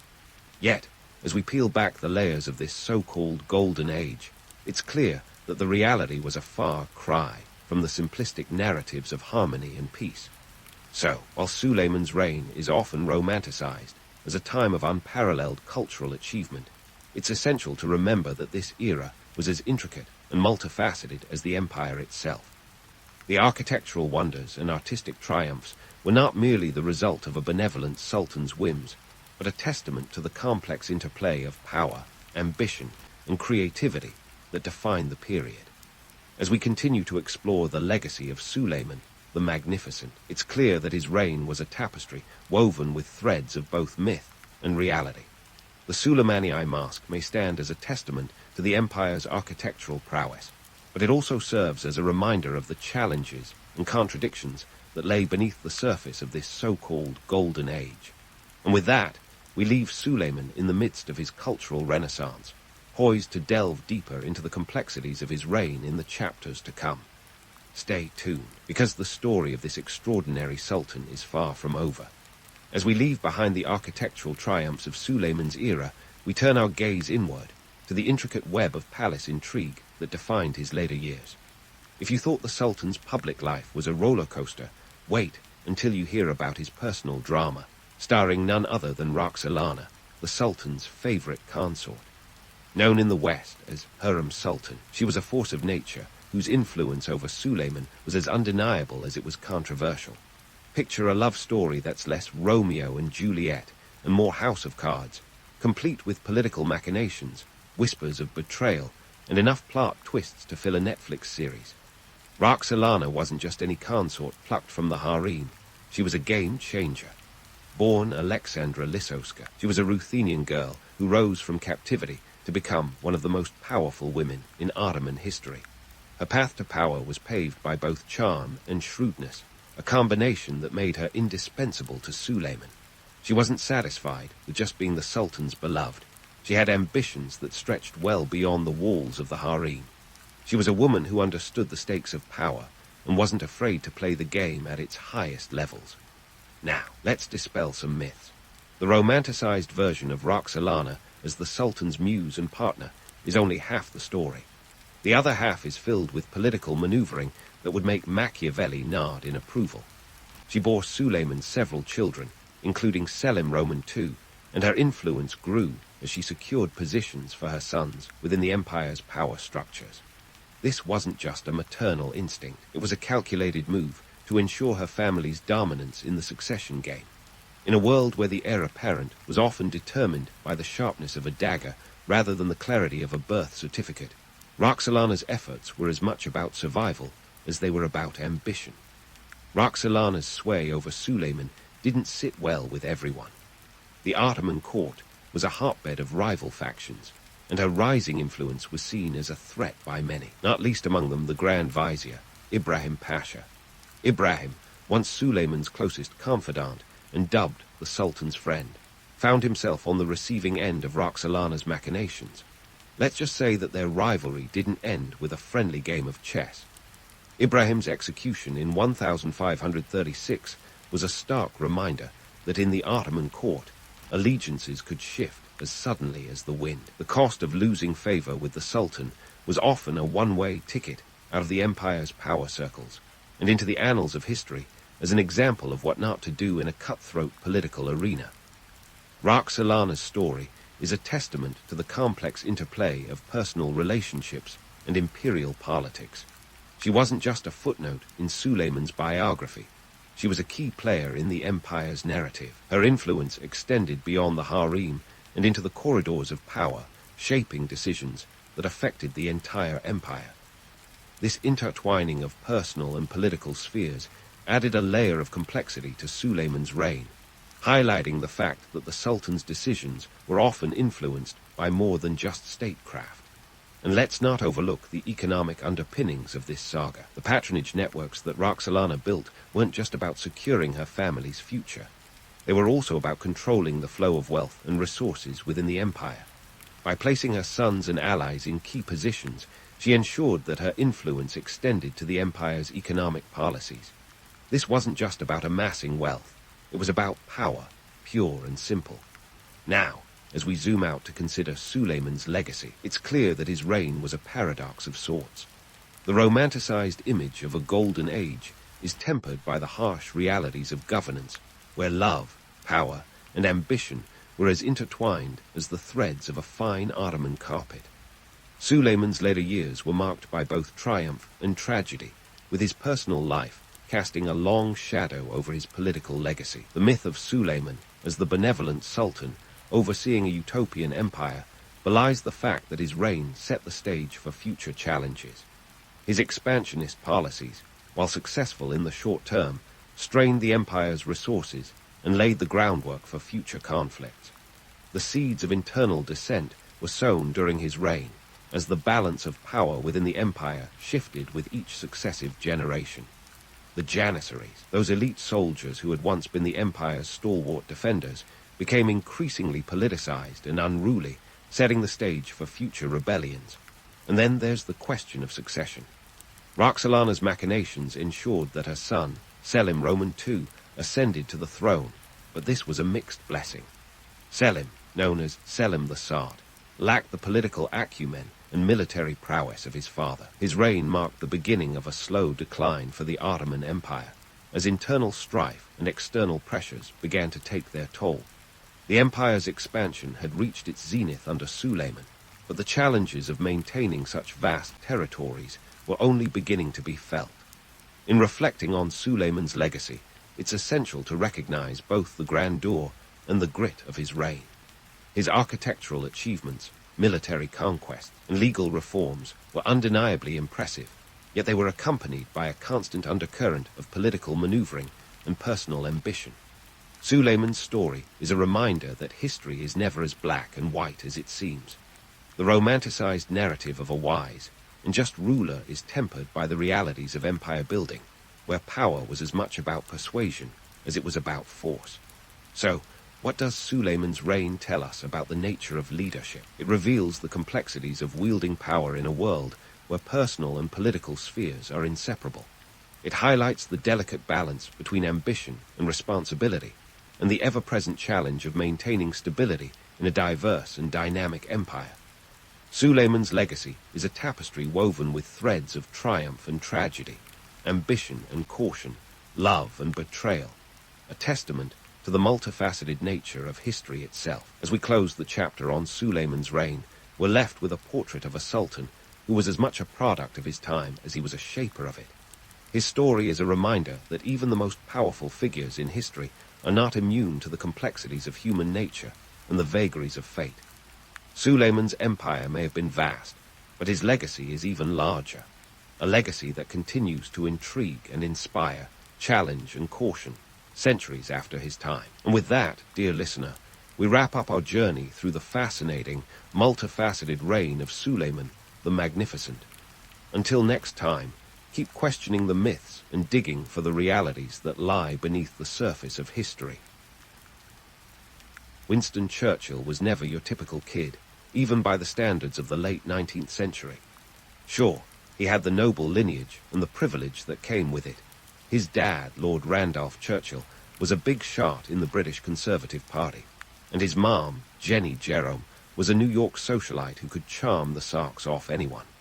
But Winston, bless his heart, was a bit of a lovable disaster when it came to academic endeavors and youthful shenanigans. At the tender age of 7, Winston was sent off to St. George's School, Ascot, a place that, much to his chagrin, was less Hogwarts and more Hunger Games. His early school reports were less future Prime Minister material and more potential fire hazard. Young Winston seemed to have a talent for turning even the most mundane lessons into opportunities for chaos. He was a master at getting into scrapes. Think more Dennis the Menace than little Lord Fauntleroy. Eventually, the young mischief maker found himself at Harrow School, which, if you ask him, was probably because his parents needed a break. Harrow, a prestigious institution of learning, had seen its fair share of illustrious alumni, but Winston was determined to make a name for himself in his own unique way. He managed to perform the academic equivalent of a belly flop, landing in the lowest class and staying there with a stubbornness that would later serve him well in politics. Now, Harrow wasn't exactly inexpensive. The tuition was around £75 a year, which was quite the sum back in the 1,880. To put it into perspective, that's equivalent to about £9,000 in today's money. And yet, despite the financial investment, Winston's school reports were the stuff of legend for all the wrong reasons. One famously read, "He has no ambition," which is the kind of irony that history loves to serve up with a side of humble pie. But let's be fair, academics weren't Winston's forte, and he knew it. He was more interested in things like reading books that actually interested him and dodging the boredom of Latin declensions. His true calling was, perhaps, in the art of the well-timed quip. He once said, "I am always ready to learn, although I do not always like being taught." That cheeky attitude was a sign of things to come, even if his teachers were left tearing their hair out. Winston's relationship with his father, Lord Randolph, was a complicated one. His dad wasn't exactly winning any Father of the Year awards. Lord Randolph was a political heavyweight who was often too busy with affairs of state, or his own affairs, if you catch my drift, to pay much attention to his son's academic struggles. Instead of fatherly advice, Winston received letters that were more akin to motivational speeches with a touch of impatience. In one such letter, Lord Randolph implored young Winston to make up your mind to do things well, which is a nice way of saying, stop embarrassing the family. On the flip side, Jenny Jerome, Winston's mother, was a whirlwind of social activity. She was often found rubbing elbows with royalty and the who's who of the day. Her life was a parade of parties, and she was something of a celebrity in her own right. Winston adored her, and who could blame him? She was glamorous, dynamic, and had a penchant for the dramatic, traits that Winston himself would later embody on the world stage. In this environment of privilege peppered with personal neglect, Winston developed a robust sense of self-reliance and an ability to entertain himself, often through military miniatures and history books. Little did he know that these hobbies would lay the groundwork for his future career as a statesman and wartime leader. It's as if his childhood was a dress rehearsal for his role in the great theatre of world politics. So there, you have it. The early years of Winston Churchill, a boy who was more interested in adventure than algebra, and who somehow managed to turn a series of youthful missteps into the foundation for an extraordinary life. As we dig deeper into his story, remember that the seeds of greatness often sprout in the most unexpected places, even in the back row of a Harrow classroom. From the back row of a Harrow classroom to the front lines of history, young Winston Churchill was about to trade in his textbooks for the thrill of military adventure. The British Army was a perfect playground for a man who thrived on drama and spectacle. And let's be honest, it gave him a much-needed stage to showcase his talents, which up until then had been largely confined to exasperating his teachers. Winston's military career kicked off in 1895 when he joined the 4th Queen's Own Hussars, a cavalry regiment that was as much about prestige as it was about battle. Now, for those of you wondering, cavalry regiments were basically the elite forces of the British Army back in the day, complete with dashing uniforms and a social scene that would make a modern-day gala look like a backyard barbecue. But being a part of this glamorous military outfit wasn't exactly cheap. Winston's allowance from his mother barely covered his lavish lifestyle, and he spent more on polo ponies alone than his entire annual salary of £300. In today's money, we're talking about £40,000, just for the privilege of playing a sport that, let's face it, is mostly about looking good on a horse. While his contemporaries might have been busy perfecting their swordsmanship or strategizing on the battlefield, Winston was honing an entirely different skill set: self-promotion. He had a knack for transforming even the most mundane of assignments into epic tales of heroism. Take, for instance, his time in India, where he spent hours reading philosophy and strategizing for the next bout of polo, all the while writing dispatches back home that hinted he was single-handedly holding up the empire.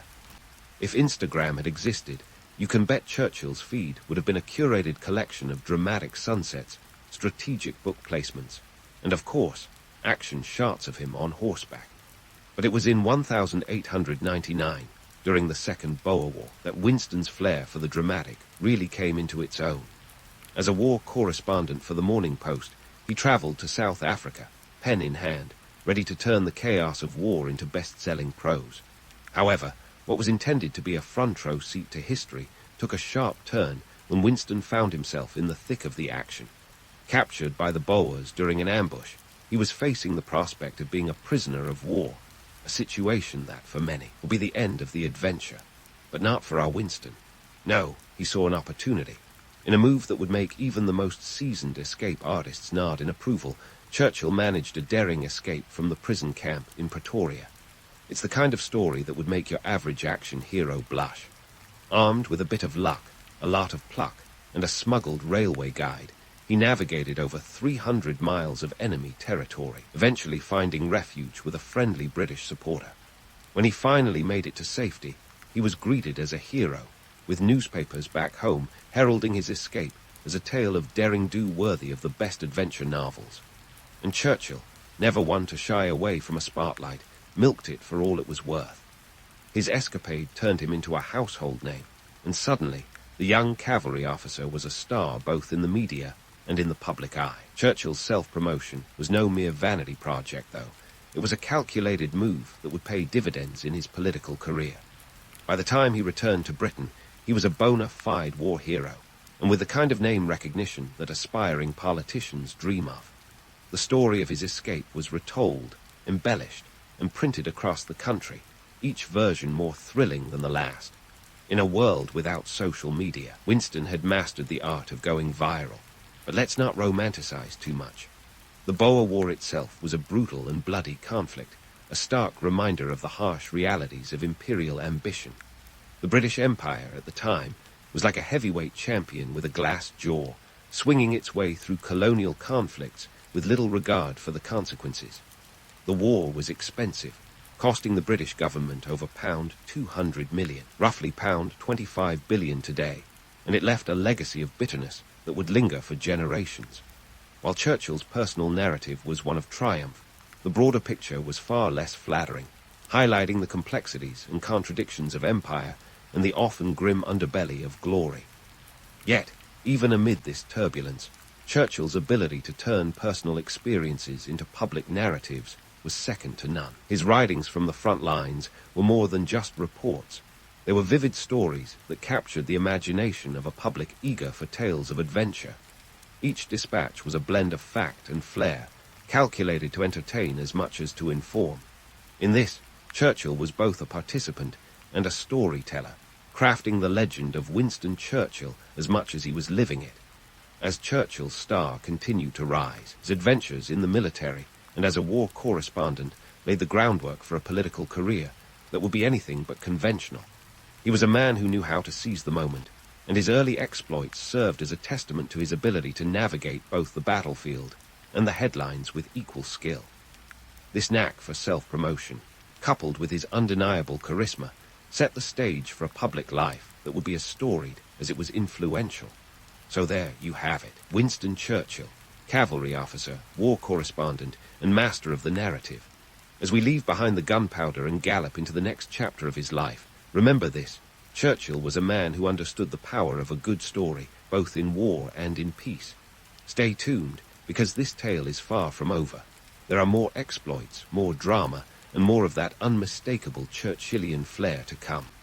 Now, with Churchill's reputation freshly minted by his escapades and storytelling prowess, it was time to trade military uniforms for political suits. You'd think his entry into politics would be a straightforward affair. But oh no, this is Winston Churchill we're talking about, the man who could make a game of chess look like a bar brawl. His political rise was less a steady climb, and more like a roller coaster operated by someone with a questionable sense of safety. Churchill started his political career as a conservative, which seemed logical given his family ties. But in 1904, like a cat chasing a particularly shiny piece of string, he switched to the Liberal Party. Why? Well, he disagreed with the Conservatives over free trade, and let's be honest, there's nothing like a tariff debate to spice up one's political life. It was a bold move, akin to changing teams in the middle of the World Cup, but it worked. By 1908, he was appointed president of the Board of Trade, where he was tasked with tackling issues like unemployment and labor rights.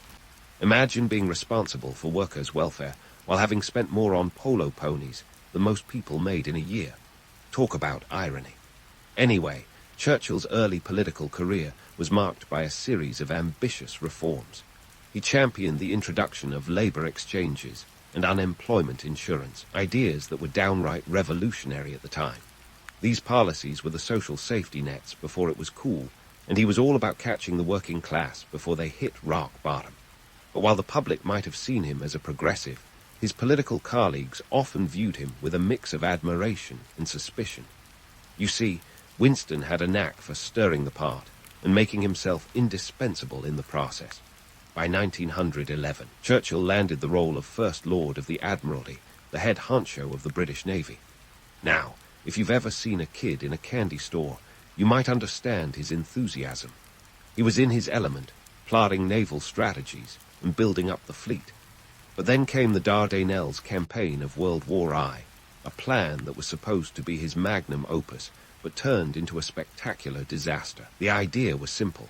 Force open the Dardanelles straight to knock the Ottoman Empire out of the war and open a new front. Unfortunately, the execution was a bit like trying to win a chess game using only pawns. Bold, but ultimately doomed. The Dardanelles campaign was a calamity, with massive casualties and zero strategic gain. We're talking about 250,000 Allied casualties, a staggering number that turned a military operation into a humanitarian tragedy. Churchill's role in this fiasco got him booted from the Admiralty faster than you can say, bad decision, and he found himself in political exile.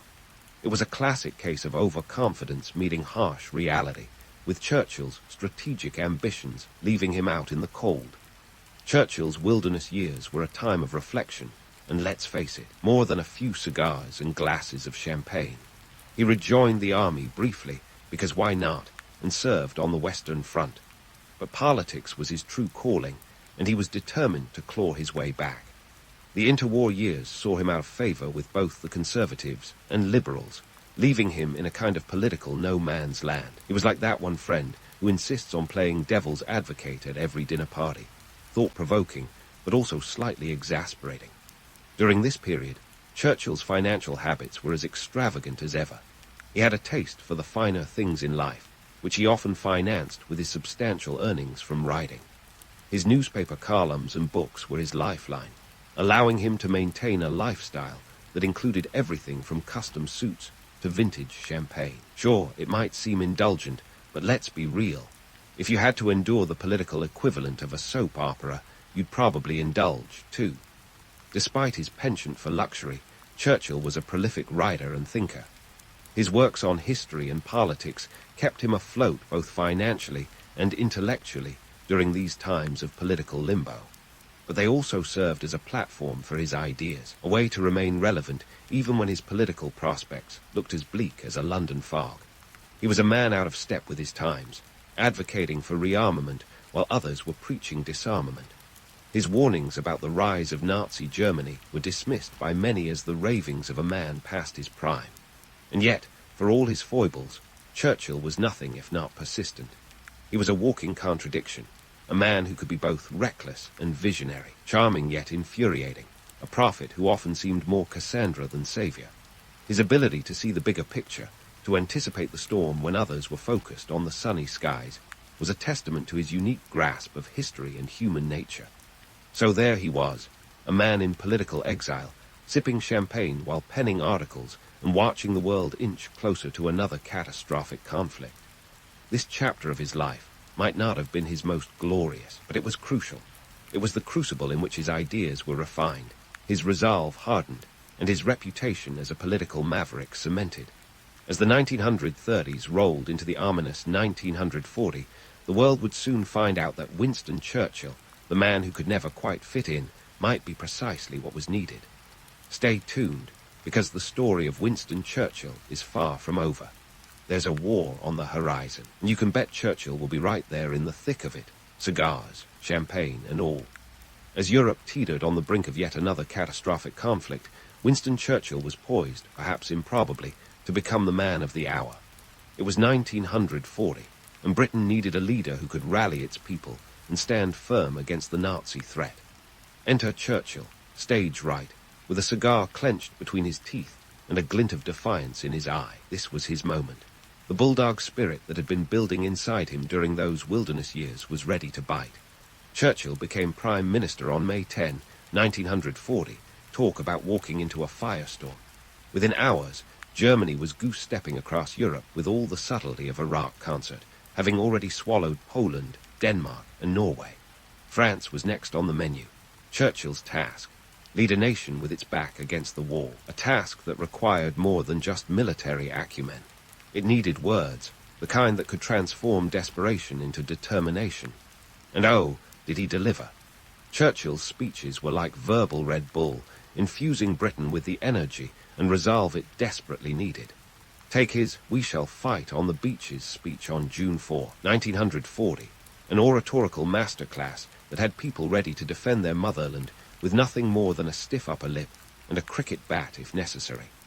"We shall never surrender," he declared, a line that resonated with a populace facing nightly bombings during the Blitz. Ah, the Blitz, the period from September 1940 to May 1941, when London and other British cities were subjected to relentless bombing raids. Economic impact was staggering. Over 43,000 civilians were killed, and 2 million homes were destroyed or damaged, leading to an unprecedented housing crisis. The government was spending about £5 million a day on the war effort, an eye-watering sum that stretched the national economy to its limits. Rationing became a way of life, as meat, sugar, and even clothes were tightly controlled. Churchill's speeches provided a psychological release, a way to keep the nation focused on the bigger picture even as the world seemed to be falling apart. Yet, let's not get too starry-eyed about Churchill's wartime leadership. Sure, he was a master of the rousing speech, but he also had a knack for the occasional blunder. One of his less discussed missteps was the Norway campaign, a military fiasco in April 1940 that ended with British forces being outmaneuvered and outgunned by the Germans. The operation's failure led to the resignation of Churchill's predecessor, Neville Chamberlain, and nearly cost Churchill his own newfound political clout. The campaign was a tactical mess, with poor planning and execution leading to a strategic retreat. It was a sobering reminder that Churchill, for all his verbal prowess, was not infallible. Then there was the infamous deep raid of 1942, which Churchill authorized despite strong opposition from military advisors. This ill-fated assault on the French coast resulted in heavy Allied casualties. Nearly 60% of the 6,000-strong force were killed, wounded, or captured. Deep was supposed to glean valuable lessons for future amphibious operations, but it ended up as a textbook example of what not to do. Churchill's role in these failures is often overshadowed by his successes, but they highlight the reality of wartime leadership, a constant balancing act between boldness and recklessness. The economic strains of war were equally daunting. By 1941, Britain's debt had ballooned to over £21 billion, equivalent to around £1.5 trillion today. To fund this, Churchill had to navigate a delicate relationship with the United States, which was more interested in selling goods via the Lend-Lease Act than getting directly involved. Lend-Lease allowed Britain to receive military aid without immediate payment, effectively mortgaging the future to fight the present. Churchill's rapport with President Franklin D. Roosevelt was crucial. Their transatlantic phone calls and telegrams were like a diplomatic game of chess, each maneuvering to advance their respective national interests while maintaining the special relationship. It wasn't all smooth sailing. Roosevelt had no qualms about pressing Churchill on post-war plans, including the sticky issue of decolonization. Churchill, a staunch imperialist, was not exactly thrilled at the prospect of dismantling the British Empire. Behind the scenes, the war effort was a bureaucratic behemoth. Ministries multiplied like rabbits, each with its own set of priorities and quirks. The Ministry of Supply, for example, was tasked with ensuring the armed forces had enough equipment, which sounds straightforward until you realize it involved everything from tank production to toilet paper logistics. Churchill's war cabinet meetings were legendary for their intensity, a mix of strategic genius and occasional chaos. One can imagine the scene. Ministers and military chiefs gathered in the cabinet war rooms, trying to navigate the labyrinth of war policy, while Churchill, ever the orator, laid out his vision with the flair of a Shakespearean actor. Despite the chaos, Churchill's leadership during the war is often romanticized, and for good reason. His ability to galvanize the British spirit was unparalleled, but it wasn't without cost. The constant pressure and stress took a toll on his health, exacerbated by his infamous lifestyle choices: cigars, champagne, and late-night strategy sessions. He was a man who thrived on the edge, a leader whose personal battles were as intense as the war he was fighting. Yet, for all his complexities and contradictions, Churchill's legacy as a wartime leader is undeniable. He was the right man at the right time, a figure whose indomitable spirit matched the moment. As the war dragged on and the Allied forces began to turn the tide, Churchill's vision for victory seemed within reach. But victory would bring its own set of challenges, and Churchill's post-war future was anything but certain. So there you have it, a glimpse into the multifaceted, often contradictory world of Winston Churchill during World War II. He was the bulldog with a bark as loud as his bite, a leader whose speeches could move mountains even as his strategies sometimes stumbled. As we continue this historical journey, remember that Churchill's story is far from over. The war may be ending, but the political battles are just beginning. Stay tuned, because Winston Churchill, the man who defied the odds, isn't quite finished yet. As the dust settled on the battlefields of World War II, Winston Churchill found himself in a peculiar position. The man who had become synonymous with defiance and victory was now facing a new kind of challenge: peacetime politics. The British public, while grateful for his wartime leadership, in no mood to prolong the austerity that had become their daily bread. Churchill's Conservatives, despite his personal charisma, were swept aside in the 1945 general election by Clement Attlee's Labour Party. It was a landslide defeat, with Labour securing 393 seats to the Conservatives' 213. The message was clear.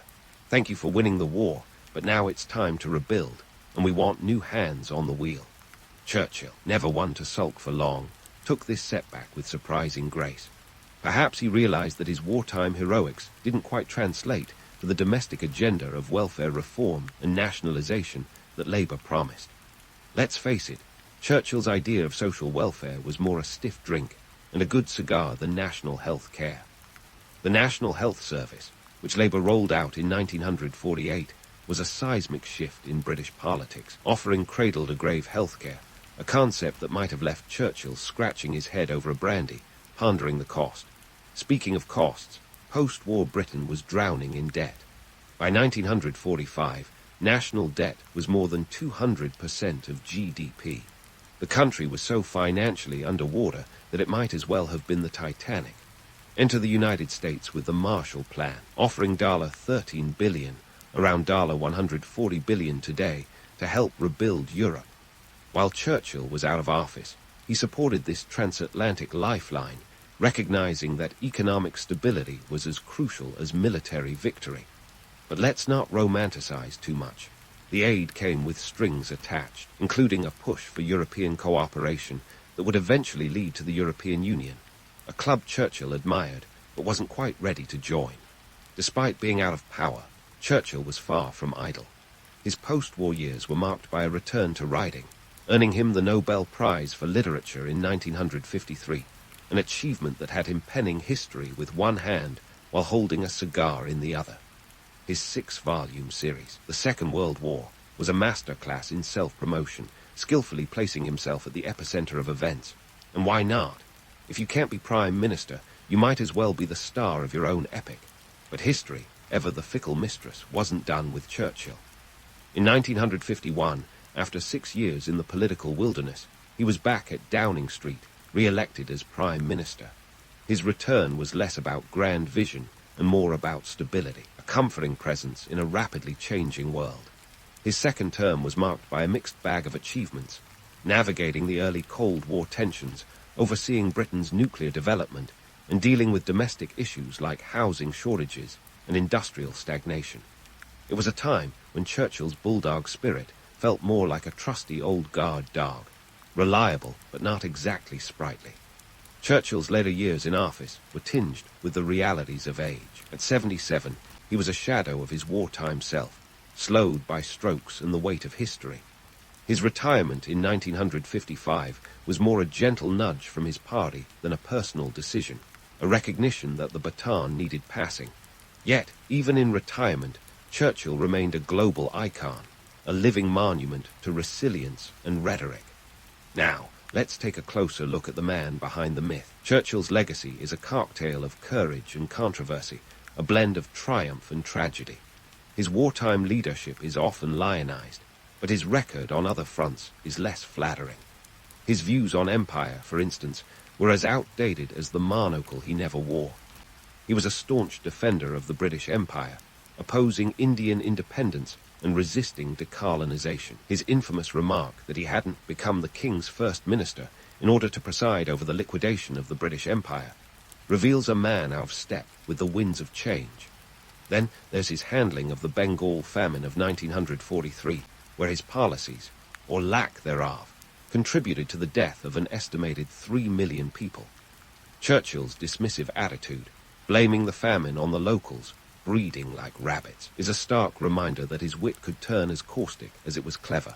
Yet, for all these blemishes, Churchill's ability to capture the public imagination remains unmatched.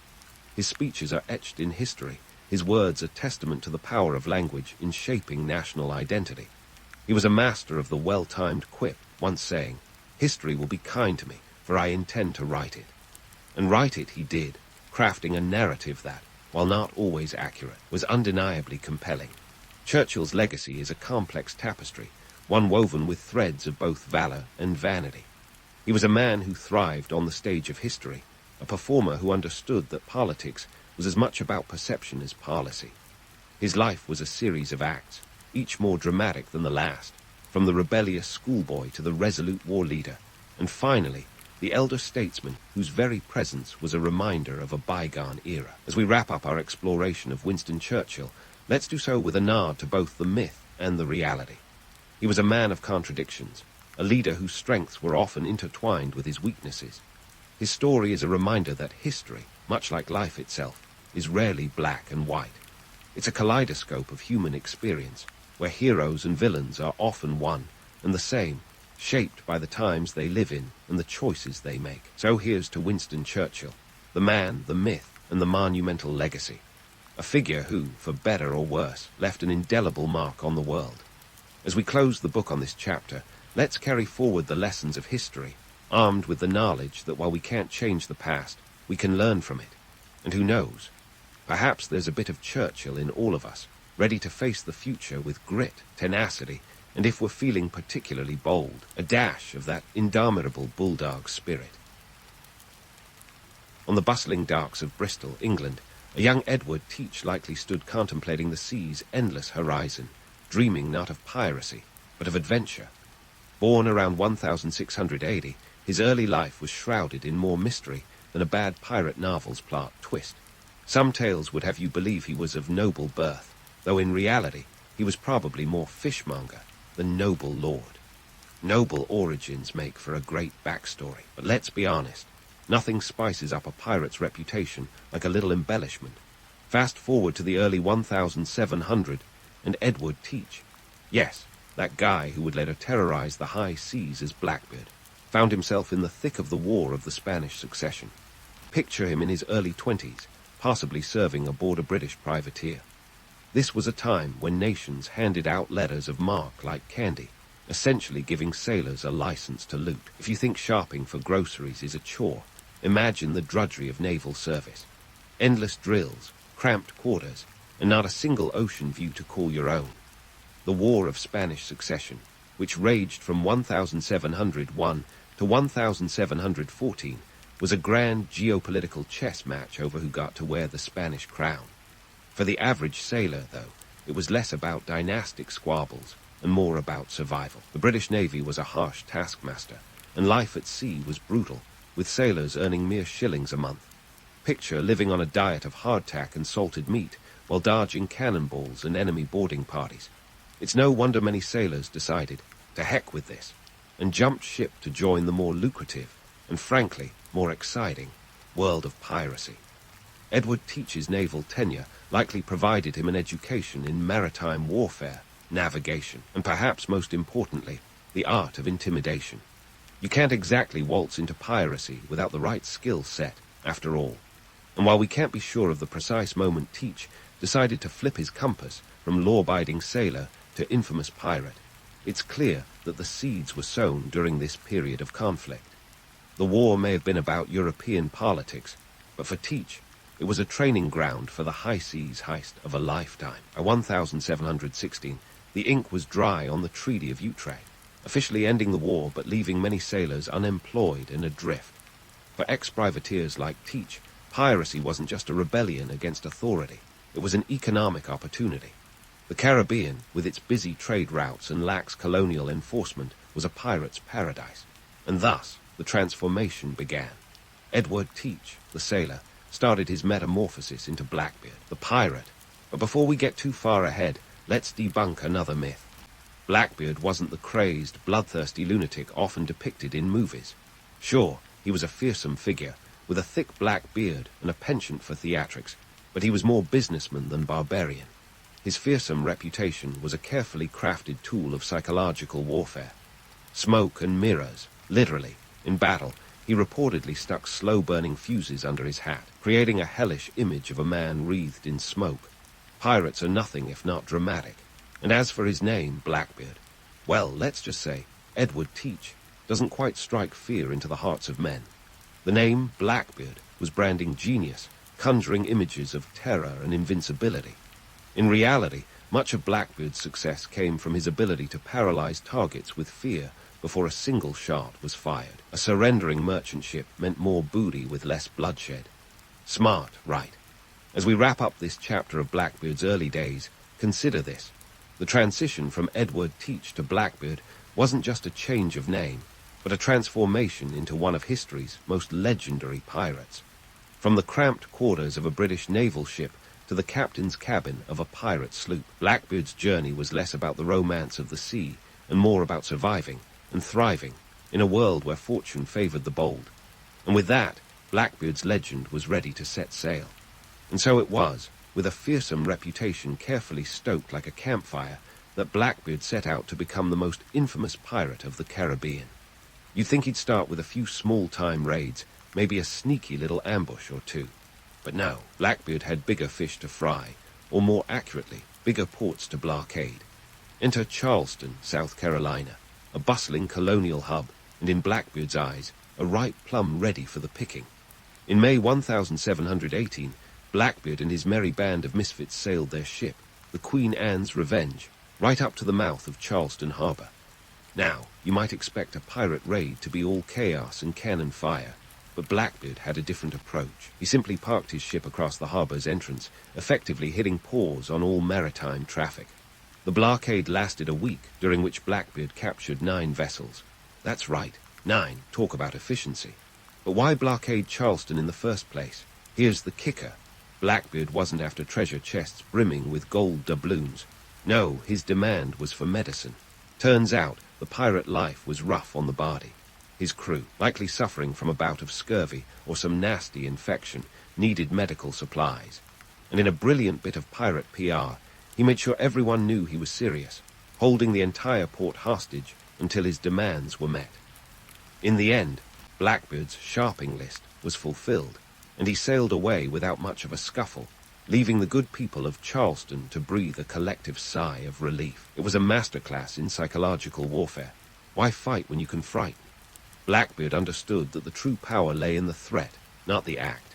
And if you're wondering about the iconic image of Blackbeard with fuses in his beard, well, that was just another layer of his mind game. True, It's a scene straight out of a Hollywood script, but imagine the sheer terror it must have inspired. Picture facing a pirate captain who looked like he'd just walked out of the gates of hell, smoke billowing around his face. Now, was it practical? Probably not. But effective? Absolutely. Theatrics aside, Blackbeard wasn't a lone wolf. His crew played a crucial part in his escapades, and while they may have grumbled about the boss's flair for drama, they knew which side their bread was buttered on. Pirates operated under a surprisingly democratic system. Each crew member had a say in decisions, and booty was divided according to rank. Blackbeard, as captain, would receive a double share, but it was far from a dictatorship. In fact, one could argue that this egalitarian approach is what kept mutiny at bay.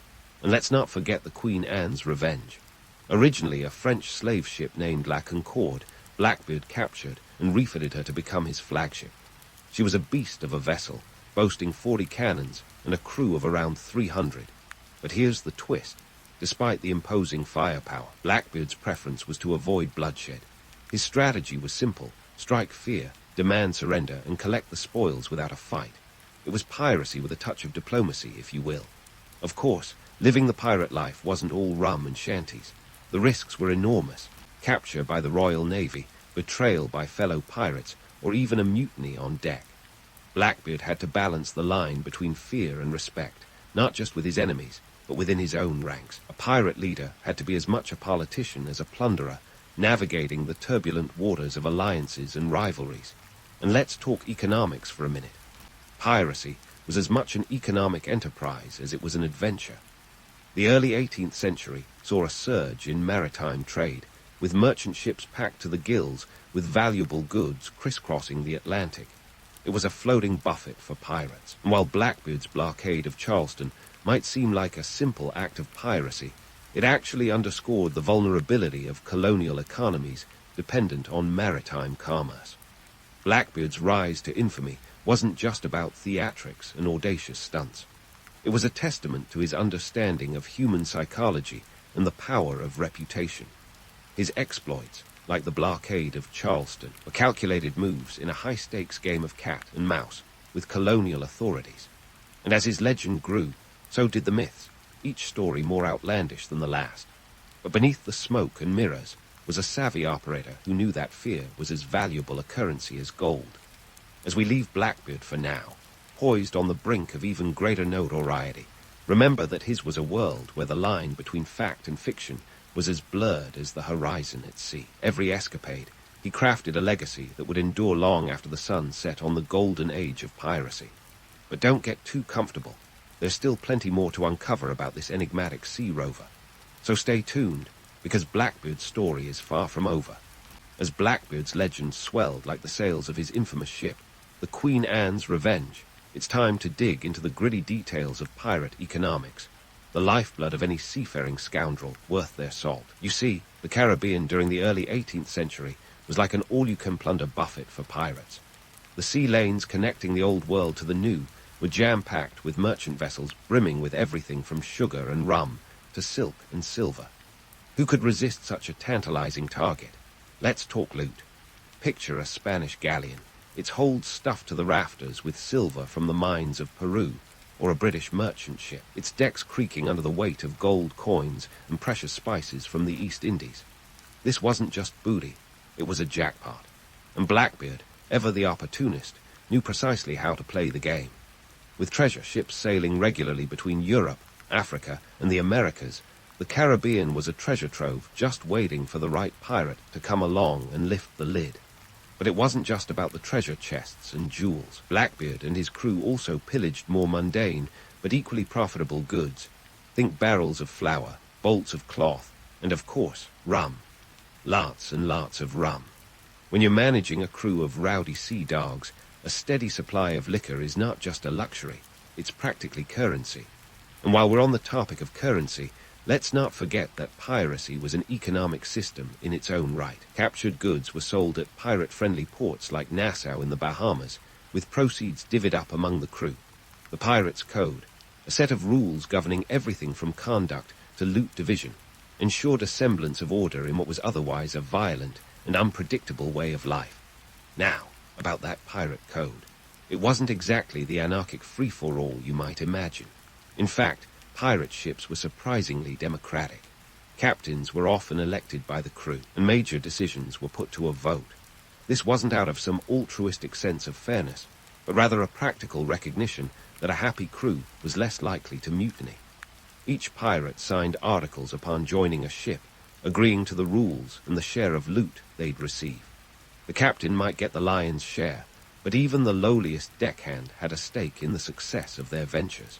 And let's not gloss over the day-to-day drudgery of pirate life. While the tales of daring raids and buried treasure capture the imagination, the reality was far less glamorous. Living conditions on a pirate ship were cramped and squalid, with little more than salt pork and hardtack to sustain the crew. Fresh water was a luxury, and scurvy, a disease caused by vitamin C deficiency, was a constant threat, leaving sailors with swollen gums and loose teeth. Forget about dental plans. You'd be lucky if you saw a lime once in a blue moon. The pirate life was a dangerous balancing act, and Blackbeard knew it. His success relied on maintaining a delicate equilibrium between fear and respect. This applied not only to his enemies, but also to his own crew. Pirate leaders had to be as much diplomats as they were warriors, constantly managing the morale and loyalty of their men. In a world where betrayal could lurk behind every mast, trust was both a rare and precious commodity. Of course, the threat of naval retribution was never far from Blackbeard's mind. The British Royal Navy, eager to rid the seas of piracy, was like a persistent mosquito buzzing around the Caribbean. But Blackbeard had a knack for outmaneuvering his pursuers, using his deep knowledge of the region's waters to his advantage. With hideouts scattered across the islands, and a network of informants and allies, he managed to stay one step ahead of the authorities for years. The economics of piracy wasn't just about the tangible loot. It was also about the intangible currency of fear and reputation. Blackbeard understood that a fearsome reputation could be more valuable than a ship full of gold. The mere sight of the Jolly Raja flag was often enough to make a merchant ship surrender without a fight. Why risk life and limb when a strategic strike of terror could achieve the same result with far less bloodshed? But let's not romanticize it too much. Piracy was a brutal business, with its own set of harsh realities. For every successful raid, there was the ever-present risk of capture or death. Blackbeard's life was a high-stakes gamble, with each daring exploit adding to his legend and his list of enemies. The colonial powers were constantly upping their game, deploying faster ships and more experienced crews to hunt down pirates. And yet, despite the odds, Blackbeard thrived in this dangerous world. His ability to navigate the treacherous waters of pirate politics, maintain control over his crew, and outwit his pursuers made him a formidable force. But as the saying goes, all good things must come to an end. The golden age of piracy was drawing to a close, and the noose was tightening around Blackbeard's neck. The story of Blackbeard is one of paradoxes, a mix of brutality and cunning, of freedom and lawlessness, of myth and reality. As we sail further into his tale, remember that it's not just the legend of Blackbeard we seek to understand, but the world in which he lived, a world where the line between villain and hero was as blurred as a ship's wake in the Caribbean Sea. And with that, the saga of Blackbeard continues to unfold, with more twists and turns than the trade winds themselves. Hang on tight, the ride is far from over. As Blackbeard's tale continues to unfold, we find our favorite bearded buccaneer facing the inevitable downturn that comes with a career in high-risk, high-seas entrepreneurship. By 1718, the pirate life was starting to lose its luster, much like that New Year's gym membership you swore you'd stick with. The Royal Navy was getting serious about their anti-piracy campaign, and Blackbeard's notoriety was turning him into a high-profile target. Enter Charles Eden, the governor of North Carolina, who might have had a bit of a soft spot, or perhaps a well-greased palm, for pirates. Blackbeard saw an opportunity here to maybe, just maybe, hang up his cutlass and retire with a nice little patch of land. But like any good pirate story, this wasn't a simple affair of walking into the sunset. Blackbeard's alliance with Eden was as uneasy as a pirate with a clean conscience. This alliance was less about friendship and more about mutual benefit. Eden was rumored to have received a cut from Blackbeard's loot in exchange for turning a blind eye to his piratical activities. There's no official ledger to confirm this, but let's just say Eden's sudden ability to afford a new manor raised a few eyebrows. Meanwhile, Blackbeard played the role of a repentant pirate, even accepting a royal pardon in June 1718, one of those get-out-of-jail-free cards that the Crown was handing out in a bid to clean up the seas. But retiring from piracy was about as easy as getting a ship back into a bottle. Blackbeard's attempt to go legit was riddled with the same pitfalls as a reality show marriage. Lots of drama, little stability. Even with a pardon, whispers of his past deeds followed him like a shadow, and the lure of easy plunder was hard to resist. After all, a leopard can't change its spots, and a pirate can't resist a treasure map. Economically speaking, piracy was still one of the most lucrative gigs around. The colonial authorities, however, were under increasing pressure from European powers to clamp down on piracy, seeing it as a threat to legitimate trade. The economies of the American colonies were heavily reliant on maritime commerce, and pirates like Blackbeard were bad for business. It was only a matter of time before the powers that be decided enough was enough. And so, Blackbeard found himself back at sea, his so-called retirement as short-lived as a pirate's promise. The stage was set for his final act, a dramatic showdown at Ocracoke Inlet, a stretch of water off the coast of North Carolina that would become infamous as the site of Blackbeard's last stand. It was here, November 1718, that Blackbeard's luck finally ran out. Picture this: Blackbeard, aboard his sloop Adventure, facing off against a small fleet led by Lieutenant Robert Maynard of the British Royal Navy. Maynard, tasked with capturing or killing Blackbeard, was armed with two ships, the Ranger and the Jane.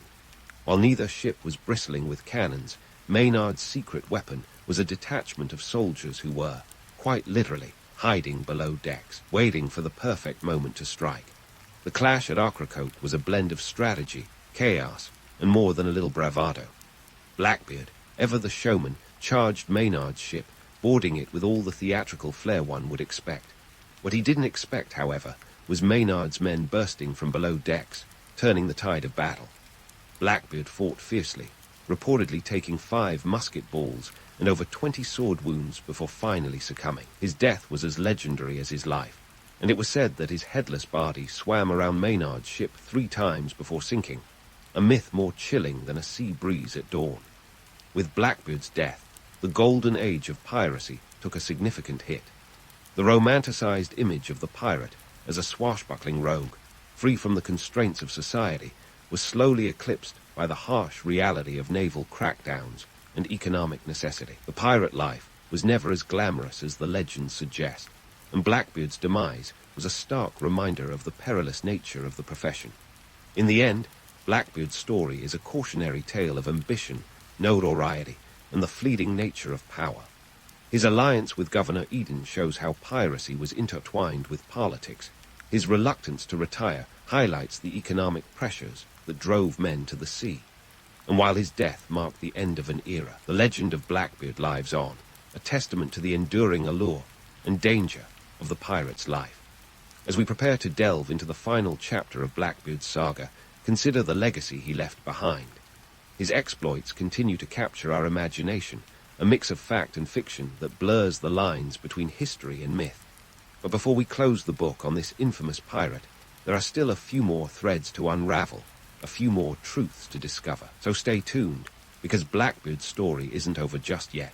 There's plenty more to explore in the wake of his tumultuous career on the high seas. Blackbeard's tale is far from finished as we sail into the murky waters of his enduring legacy. What is it about this flamboyant marauder that keeps reeling us in like a fish on a hook? For starters, Blackbeard wasn't just a pirate. He was a brand, a master of maritime marketing before hashtags were a thing. His fearsome image, complete with those infamous fuses alight in his beard, wasn't just for show. It was strategic. Essentially, he was the 18th century equivalent of a viral influencer, using his terrifying persona to strike fear into the hearts of merchant crews without firing a shot. If you can get a ship to surrender just by showing up, that's a win in anyone's logbook. So let's tackle the myths head-on. Was Blackbeard really the bloodthirsty brute we see in Hollywood blockbusters? The truth is a bit more nuanced. Yes, he was menacing, but the real terror lay in his reputation rather than his actions. Historical records suggest he didn't actually kill any captives, an unusual restraint for a pirate, if we're being honest. Instead, He relied on psychological warfare, letting his fearsome facade do the heavy lifting. His actual hands-on brutality was more limited than his legend suggests. You might say he was a pioneer in the art of fake it till you make it, a pirate's pirate who understood that fear was as good as gold. But why, you ask, does Blackbeard's story endure when many pirates have been lost to the annals of time? Part of it is the sheer drama of his life and death, the stuff of legend that practically begs for its own cinematic universe. However, it's also because his story taps into something deeper, our fascination with rebellion against authority, the allure of a life unchained by society's rules. In a world where most people lived and died in the same place they were born, pirates like Blackbeard offered a glimpse of freedom, however brutal and short-lived it might have been. Blackbeard's cultural impact can be seen everywhere, from Robert Louis Stevenson's Treasure Island to Johnny Depp's portrayal of Jack Sparrow. Each iteration of the pirate archetype borrows a little from Blackbeard's playbook, whether it's the swagger, the cunning, or the sheer audacity. He's become the poster child for the pirate era, a symbol of the high seas' lawless romance. And let's face it, who doesn't love a good anti-hero? Blackbeard's story gives us the thrill of rebellion without the messy consequences of living outside the law. Yet, as we peel back the layers of myth, we find a more complicated figure. Blackbeard was a man of his time, a product of the age of exploration and economic opportunity.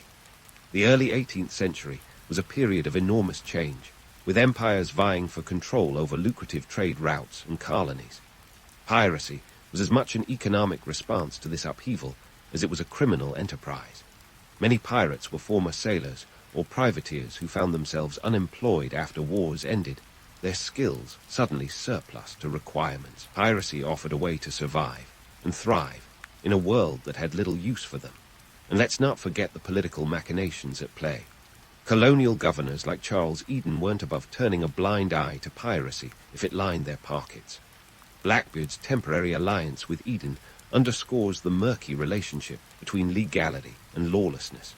Piracy was tolerated when it was convenient and reviled when it threatened the status quo. It's a reminder that history is often written by those in power, who decide which stories to tell and which to bury. In the end, Blackbeard's life offers a window into the tumultuous world of the early 18th century, a time when the seas were as much a frontier of opportunity as a battleground of empire. His story blurs the line between villain and hero, between myth and reality. It's a tale of ambition and audacity, of a man who dared to carve his own path in a world that offered few chances for greatness. As we wrap up our journey through Blackbeard's life, let's ponder his place in the broader tapestry of history. He was more than just a pirate. He was a reflection of the era's complexities, a mirror to the economic, social, and political forces that shaped his world. His legacy is a testament to the enduring power of myth, the allure of a life lived on one's own terms, even if that life is as fleeting as a summer storm. So the next time you spy a Jolly Raja flapping in the breeze, remember that behind the skull and crossbones lies a story of cunning, courage, and a little bit of chaos. Blackbeard may be long gone, but his legend sails on, a ghostly ship on the horizon of our imagination. If you were to hop on a time machine and zoom back to around 1200 BCE, you'd find yourself rubbing elbows with the Phoenicians, a society that could teach even today's top navigators a thing or two about conquering the high seas. These folks made their home in the Levant, a nifty little strip of land that today would stretch across parts of modern-day Lebanon, Syria, and Israel. With a coastline that could make any maritime enthusiast drool, they were perfectly positioned to become the ancient world's seafaring VIPs. Now, the Phoenicians weren't just sitting around waiting for the next best thing. They were out there making it happen. Think of them as the Silicon Valley of the ancient Mediterranean, but instead of apps, they were pioneering the art of navigation. Their vessels, made from the sturdy cedar trees of Lebanon, weren't just floating planks. These ships were the Formula One cars of their time, designed to withstand the unpredictable tantrums of the sea and push the boundaries of known trade routes. Legend has it, they might have even ventured as far as Britain. And yes, that's a solid 2,000 miles away. Not bad for a time when GPS meant guess, pray, sail. But let's not kid ourselves with this dreamy image of fearless adventurers setting sail on sun-kissed afternoons. Reality check. Ancient maritime life was less about sunblock and sea breezes, and more about blisters, sunburns, and a diet that makes today's camping food look like a Michelin-starred meal. The Phoenicians weren't just battling waves, they were also up against storms that could turn a ship into driftwood faster than you can say Eureka. So, what made these traders tick? The simple answer: trade, trade, and more trade. They were the original import-export moguls, dealing in everything from the famous Tyrian purple dye, extracted from the guts of sea snails and worth its weight in gold, to cedar wood, glass, and fine textiles. These commodities weren't just luxury items, they were the currency of influence, and it wasn't just local markets they were eyeing.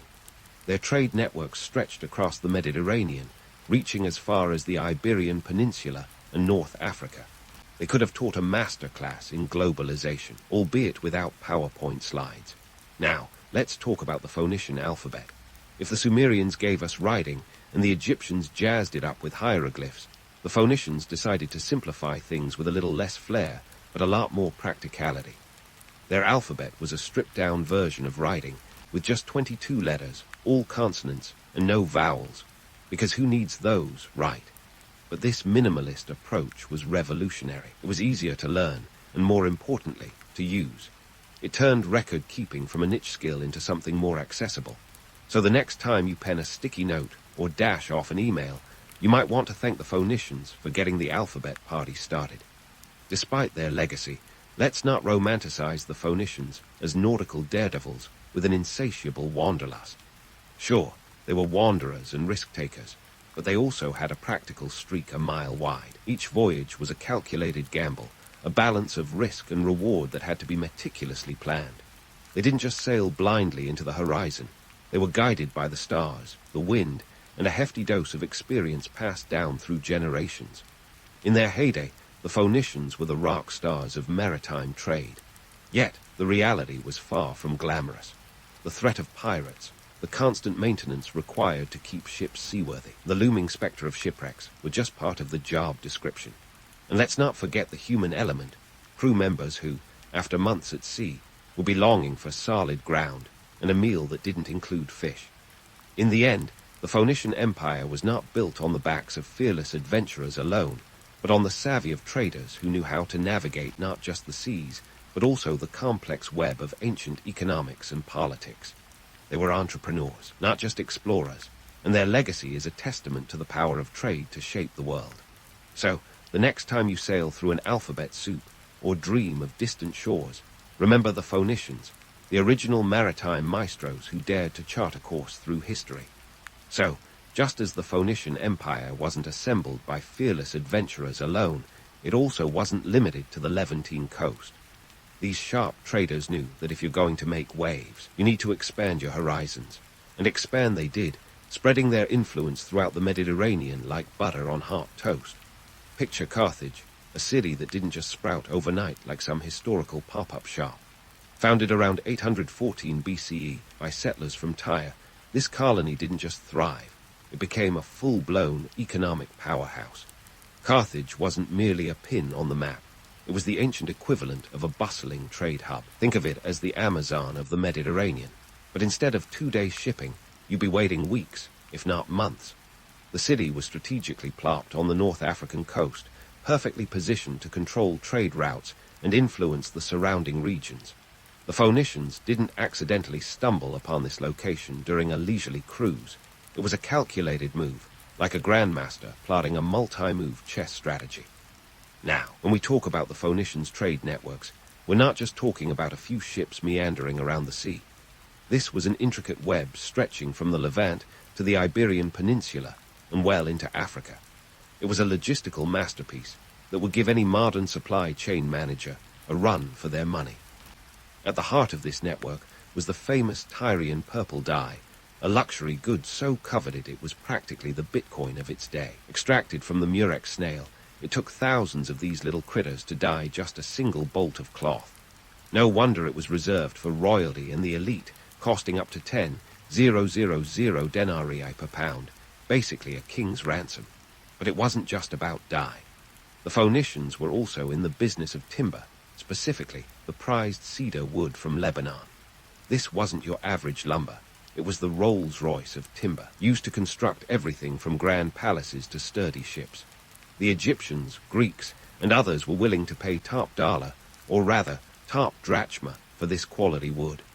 The Phoenicians, ever the savvy business folks, leveraged these resources to fortify their economic standing across the seas. Amidst all this, let's not be fooled by the narrative of the Phoenicians as a maritime monopoly. Sure, they were big players, but the Mediterranean was more like a bustling marketplace than a private pool. Competition was fierce. The Greeks were emerging as formidable seafarers, and the Egyptians weren't exactly sitting on their hands. It was less Phoenician dominance and more Phoenician savvy. They were adept at navigating not just the physical seas, but also the turbulent waters of political alliances and rivalries. The logistics of maintaining such vast networks were no small feat. We're talking about coordinating fleets of ships, managing warehouses, and ensuring a steady flow of goods between distant lands, all without the convenience of emails or smartphones. It was a high-stakes game of maritime chess where the wrong move could mean financial ruin or worse. And yet, these logistical wizards made it work, proving that while we've come a long way with technology, the fundamentals of commerce haven't changed much. In the grand tapestry of history, the Phoenicians were the weavers who connected disparate cultures through trade and commerce. They didn't just move goods, they moved ideas, technologies, and even alphabets. Their influence is felt not just in the physical remnants of ancient ports and harbors, but in the very way we communicate and do business today. So, while it's tempting to view the Phoenicians as the lone rangers of the Mediterranean, the reality is far more nuanced. They were part of a larger historical narrative, a chapter in the book of ancient globalization. Their story is one of innovation, resilience, and a bit of that old-school grit that saw them through storms both literal and metaphorical. As we continue to explore their legacy, let's sail forward to discover how these maritime maestros left a mark on the world that's still visible today. Navigating the political waters of the ancient world was no pleasure cruise, and the Phoenicians knew this better than anyone. They weren't just maritime maestros, they were also the Machiavellis of their day, deftly steering through alliances and rivalries with the finesse of a skilled chess player. While most folks imagine the Phoenicians as sandal-wearing merchants hawking purple dye at bustling markets, they were also political strategists who could teach today's diplomats a thing or two about realpolitik. Let's start by diving into their dealings with Egypt, a civilization that didn't exactly play nice with its neighbors. The Egyptians had a penchant for grandiosity, and their pharaohs were more than happy to flex their muscles. So, how did the Phoenicians manage to keep such a formidable power at bay? Simple. They played the diplomacy card, and they played it well. They navigated Egyptian waters not just with ships, but with treaties. By providing valuable goods like timber, they secured Egypt's favor. And let's be real, when your economy is built on boats, keeping the Nile friendly is a savvy move. But don't be fooled into thinking this was all sunshine and cumbear. The Egyptians were notorious for their cutthroat politics, and the Phoenicians had to stay sharp. One slip, and they could find themselves on the wrong end of a pharaoh's chariot. This wasn't just about exchanging goods. It was an intricate dance of power and survival. The Phoenicians knew that maintaining their autonomy required more than just diplomatic niceties. It required leveraging their economic might to keep the Egyptians interested, but not too powerful. Turning our gaze to Assyria, the Phoenicians once again proved their political prowess. The Assyrians were the bullies of the ancient Near East, known for their military might and expansionist ambitions. It's hard to negotiate with someone who's got a battering ram at your door, but the Phoenicians managed it. They struck deals that would make a modern-day lawyer proud, often agreeing to pay tribute in exchange for peace. It was a classic case of, if you can't beat M, make M an offer they can't refuse. The Assyrian approach was less about mutual benefit and more about ensuring the Phoenicians didn't get too comfortable. But here's the kicker. The Phoenicians weren't just passive players. They used these tributes to buy themselves time, building their naval strength and expanding their trade networks. By the time Assyria came knocking again, the Phoenicians were ready, with a fleet capable of defending their interests. It was a delicate balance, a constant game of give and take, and the Phoenicians played it like seasoned pros. Now, let's tackle the myth of the Phoenicians as peaceful traders. Sure, they were traders, but peaceful is a bit of a stretch. They were shrewd operators, and their political maneuvers could be as ruthless as any battlefield tactics. One of their most famous tricks was the art of the double deal. When faced with competing interests, they would often play both sides, promising one thing to one power and another to its rival. It was risky, but when you're dealing with empires that could crush you like a grape, sometimes it pays to hedge your bets. Evidence of these machinations can be found in treaties and trade agreements uncovered by archaeologists, which reveal the Phoenicians' knack for playing their cards close to the vest. They understood that the real game was often happening behind closed doors, where whispered promises and secret pacts could shift the balance of power. This wasn't just about survival. It was about thriving in a world where the stakes were high, and the rules were always changing. In this high-stakes environment, the Phoenicians' reputation as mere traders is both a myth and a reality. Yes, they were traders, but they were also political animals, navigating a complex web of alliances and enmities. They were the original masters of the art of the deal, long before the phrase became a cliché. Their legacy isn't just about trade routes and commodities. It's about the savvy and sometimes ruthless political maneuvers that allowed them to maintain their independence in a world dominated by empires. As we delve further into the tale of these maritime maestros, it's clear that their influence was as much about politics as it was about trade. They weren't just moving goods. They were moving the chess pieces of history, one strategic alliance at a time. And while their story is often romanticized, the reality is far more complex and fascinating. So, as we continue to explore their legacy, let's keep our eyes on the horizon, where the next chapter of Phoenician history awaits. As we sail further into the saga of the Phoenicians, let's talk about their most lasting gift to the world, the alphabet. If there's one thing that rivals their legendary seafaring skills, it's their knack for simplifying the written word. The Phoenician alphabet was like the Swiss Army knife of languages, compact, practical, and incredibly handy. With just 22 letters, it was a linguistic revolution, ditching the cumbersome complexity of cuneiform and hieroglyphs for something even a busy trader could appreciate. I mean, who has time for 700 symbols when you're trying to strike a deal before sundown? This alphabet was the ancient version of going viral, spreading faster than a cat meme across the Mediterranean. From Greece to Rome, it was adopted and adapted, eventually morphing into the Latin alphabet we know today. Every time you sign your name or jot down a grocery list, you're invoking a bit of Phoenician ingenuity. They didn't just change the way people communicated, they made literacy more accessible, turning a skill once reserved for scribes into a tool for the masses. But let's not get too carried away with the warm fuzzies. The spread of the alphabet wasn't some conveyor moment of cultural exchange. It was more like a game of telephone, where each culture put its own spin on the original. Now, while the alphabet was busy transforming communication, Phoenician trade was doing the same for cultures across the Mediterranean. Their ships, laden with goods, were like floating cultural exchange programs, introducing everything from fashion to food. Take the famous Tyrian purple dye, for instance. It wasn't just a luxury item.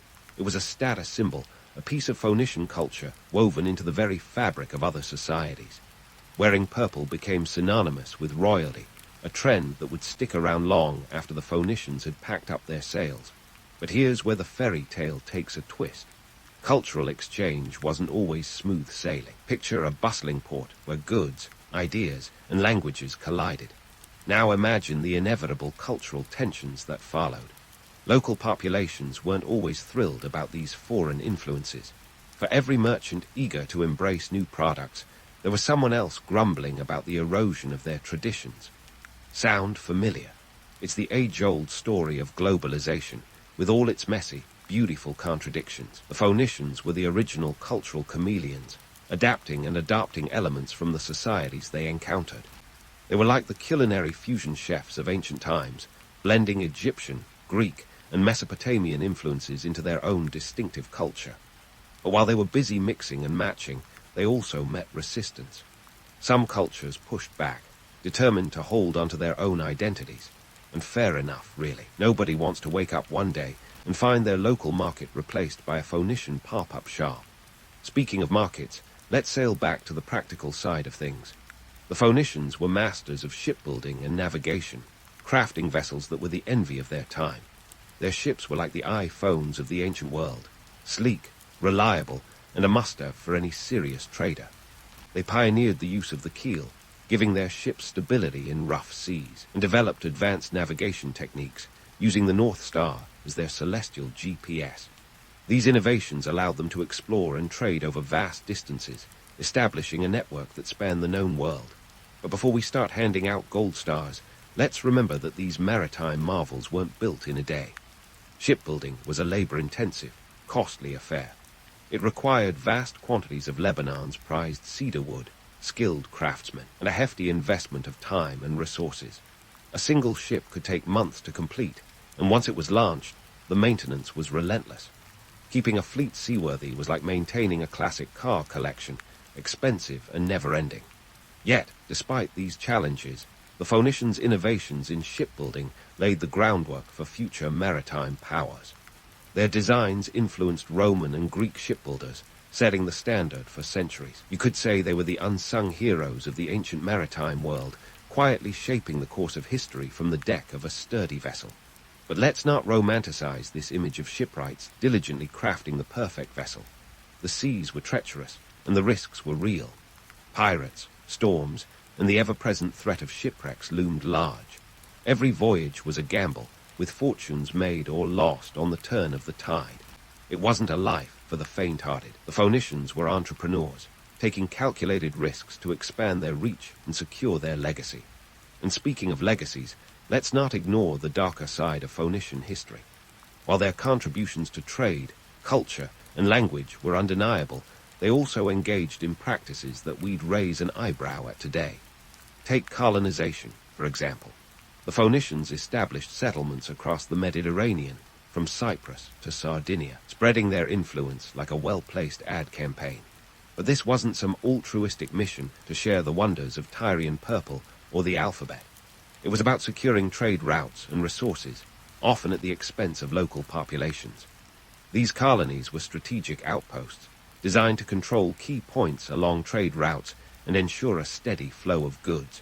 But they also sparked tensions with indigenous peoples, leading to conflicts that could turn bloody. The Phoenicians were savvy negotiators, but they were also ruthless when necessary, using their naval superiority to enforce their will. It's a reminder that history isn't just a tale of progress and innovation, it's also a story of power struggles and human ambition. So as we chart the course of Phoenician history, let's keep our eyes wide open. Their legacy is a tapestry of triumphs and tensions, of cultural connections and conflicts. They were pioneers, yes, but they were also products of their time, navigating a world as complex and challenging as our own. And while their story is far from over, one thing is clear. Their impact on the ancient world was as deep and enduring as the oceans they sailed. As we prepare to dive into the next chapter of this fascinating tale, let's remember the lessons the Phoenicians have taught us. They weren't just traders or sailors.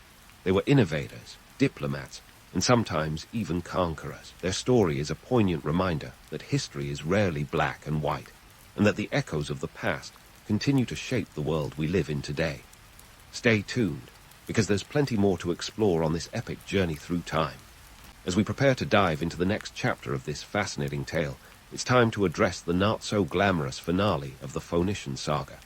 You see, even the most seasoned maritime dynasties have their expiry dates, and for the Phoenicians, the sunset was a mix of rising competition and the relentless advance of the Roman juggernaut. Picture the Mediterranean as a bustling market square, and the Phoenicians as the old-school vendors with the best stalls. But, as any savvy market-goer knows, fresh faces and new products are always around the corner. Enter the Greeks and later the Romans, both of whom were not just new kids on the block, but rising superstars of the ancient world. The Greeks, with their love for all things seafaring, began making waves, literally. By the 8th century BCE, Greek colonization efforts were in full swing, and their new city-states were eager to claim their share of the maritime pie. This wasn't just a case of new competition. It was a full-on economic invasion. Suddenly, the Phoenicians found themselves sharing trade routes and customer bases with these upstart mariners. And let's just say business wasn't booming like it used to. But if the Greeks were a headache, the Romans were a full-blown migraine. By the time Rome started flexing its muscles in the 3rd century BCE, the writing was already on the wall or perhaps on the scroll, given the era. The first signs of serious trouble came during the Punic Wars, a series of conflicts that pitted Rome against the Phoenicians' star colony, Carthage. Spoiler alert, it didn't end well for the Carthaginians. Despite their formidable navy and strategic acumen, the Carthaginians were no match for Rome's relentless expansion and military might. By 146 BCE, after a brutal siege, Carthage was razed to the ground, and with it went a significant chunk of Phoenician influence. It's easy to romanticize the Phoenicians as noble traders crushed under the Roman boot, but let's not oversimplify. They had a good run, centuries of dominance, in fact, but time and tide wait for no one, and neither does economic progress. The Romans weren't just military brutes. They were savvy builders and administrators who knew how to integrate conquered territories into their sprawling empire.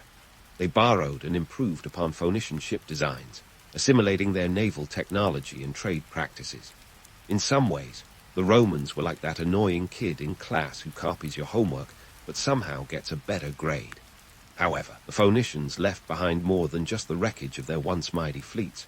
Their legacy is woven into the very fabric of maritime trade and navigation. Remember that alphabet we talked about? It didn't just vanish with the Phoenician decline. It became the backbone of the Greek and Latin scripts, and from there it went global. Every time you send a text or scribble a note, you're using a system of writing that the Phoenicians helped shape. Talk about a lasting impact. And what about their trade networks? Well, those didn't just evaporate either. The routes they charted and the goods they traded laid the groundwork for the interconnected economies of the Mediterranean basin. The Romans may have conquered the territories, but they also inherited the trade networks. They expanded upon them, creating a vast commercial web that stretched from Britain to Egypt, effectively turning the Mediterranean into their own personal lake. Yet, the heart of it all were the pathways first charted by Phoenician sailors. Now, let's not forget the cultural exchange. The Phoenicians were the original influencers of the ancient world, spreading ideas and technologies alongside their goods. Their influence can be seen in everything from the spread of ironworking techniques to the dissemination of religious practices. They were cultural pollinators, moving not just products, but also philosophies and innovations across borders. So, how does history remember these seafaring maestros? With a healthy dose of both myth and reality. The romantic image of the Phoenicians as fearless explorers is tempered by the harsh truth of their decline. But in their rise and fall, they left behind a legacy that continues to ripple through history. They remind us that even the most powerful empires are not immune to change, and that innovation, while critical, is no guarantee of eternal success. In the end, the Phoenicians were more than just traders or sailors. They were visionaries who dared to navigate not just the seas, but the intricate lattice of cultural and economic exchange. Their story is a testament to the enduring power of trade to shape societies and connect worlds. So, as you close this chapter of history, remember the Phoenicians not just for their ships and sails, but for the indelible mark they left on the tapestry of human civilization. With every alphabet we learn and every trade route we establish, we echo their legacy, navigating our own path through the ever-changing seas of history. In a time when banging rocks together was the peak of human innovation, someone somewhere had the audacity to think, what if we tried something shinier? Enter copper, the metal that, against all odds, made our Stone Age ancestors drop their flint tools like old cell phones. It's a story of curiosity, chance, and a touch of ancient alchemy. And it all kicked off around 5000 BCE, give or take a few centuries, because, you know, ancient calendars weren't exactly Google Calendar. Copper was the first metal humans got their grubby, calloused hands on, thanks to its tendency to appear in its native state, glinting provocatively under the sun. Imagine the scene. Some prehistoric artisan stumbles upon a nugget of copper in a riverbed, maybe somewhere in the Middle East, and is struck by its peculiar glow. Shiny rock, they might have thought, but what if? You see, our ancestors were nothing if not experimental, which is a polite way of saying they were the sort of folks who try anything once. And thus, copper's journey from curiosity to cornerstone began. By the time we hit 500 BCE, the Copper Age was in full swing, with societies around the world, including the early Egyptians, Mesopotamians, and those enigmatic Minoans. having realized that copper was more than just eye candy. It was soft enough to be worked with rudimentary tools, yet durable enough to serve as weapons, tools, and even early bling. Forget gold. Back then, copper was the Kardashians of metals. And while it might have been softer than a marshmallow left in the sun, it was still a game changer. Copper tools were sharper, more efficient, and just plain cooler than anything those poor flint stones could offer. It's worth a chuckle to think about how the first copper smelting might have gone down. Picture a caveman with a monobrow thicker than a woolly mammoth's hide, accidentally tossing some copper ore into a campfire. Fast forward a few hours, and voila, liquid metal. Cue the eureka moment, minus the bathtub and the toga. Early metallurgists must have felt like sorcerers, transforming ordinary rocks into liquid magic. But this wasn't just about looking good or having the sharpest axe in the hut. Copper started to change the way societies functioned. For starters, copper was a status symbol. No longer were you just the guy who could run fastest or club the biggest mammoth. Owning copper tools or jewelry meant you were someone special. It was like having the latest iPhone in a world where most people were still using rotary phones. Societies began to stratify, with metalworkers suddenly holding a new and powerful position. After all, it was one thing to hunt a deer, but entirely another to forge the knife that could skin it. But copper had its limitations. As anyone who's ever bent one of those cheap copper bracelets knows, it's not exactly the most robust material. Enter the next chapter, a little alloy we like to call bronze. You add a dash of tin, about 10% usually, and copper transforms into something stronger, more durable, and infinitely more capable of holding an edge. The Bronze Age officially dawns around 300 BCE, and the world says goodbye to its copper-only days. But let's not get ahead of ourselves. Copper had its own starring role before bronze stole the show. This transition from stone to metal wasn't just a technological leap. It was a full-on societal revolution. Copper allowed for the development of new tools that improved agriculture, warfare, and daily life. Crops were sown more efficiently, battles were fought more effectively, and suddenly, the idea of a civilization didn't seem so far-fetched. Copper was the first step down a long road that would eventually lead to skyscrapers and space shuttles. Yet let's not romanticize it too much. While copper was the stuff of early metal dreams, its discovery didn't lead to universal prosperity or peace. Wars were fought over access to copper-rich areas, and those who controlled the mines wielded power like never before. The allure of copper was tangled up with human ambition, greed, and the perennial desire to be the one holding the sharpest spear. It's also worth noting that copper, despite its initial glamour, didn't remain the top metal forever. Gold eventually stole its thunder, thanks to its rarity and luster, while iron would later become the industrial powerhouse. But for a time, copper was the metal that mattered.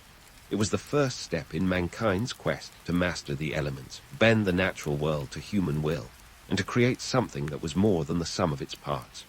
In the end, copper's real legacy isn't just in the artifacts left behind, those ancient tools and trinkets, but in the very idea of progress it inspired. It was the beginning of an age where humans started to look beyond the immediate, to see potential where before there was just raw earth. And in doing so, they set the stage for every technological leap that followed. So next time you see a copper wire or a penny, give a little nod to those ancient experimenters who dared to dream of something more than stone. But as with all good things, copper's time in the spotlight was destined to be upstaged.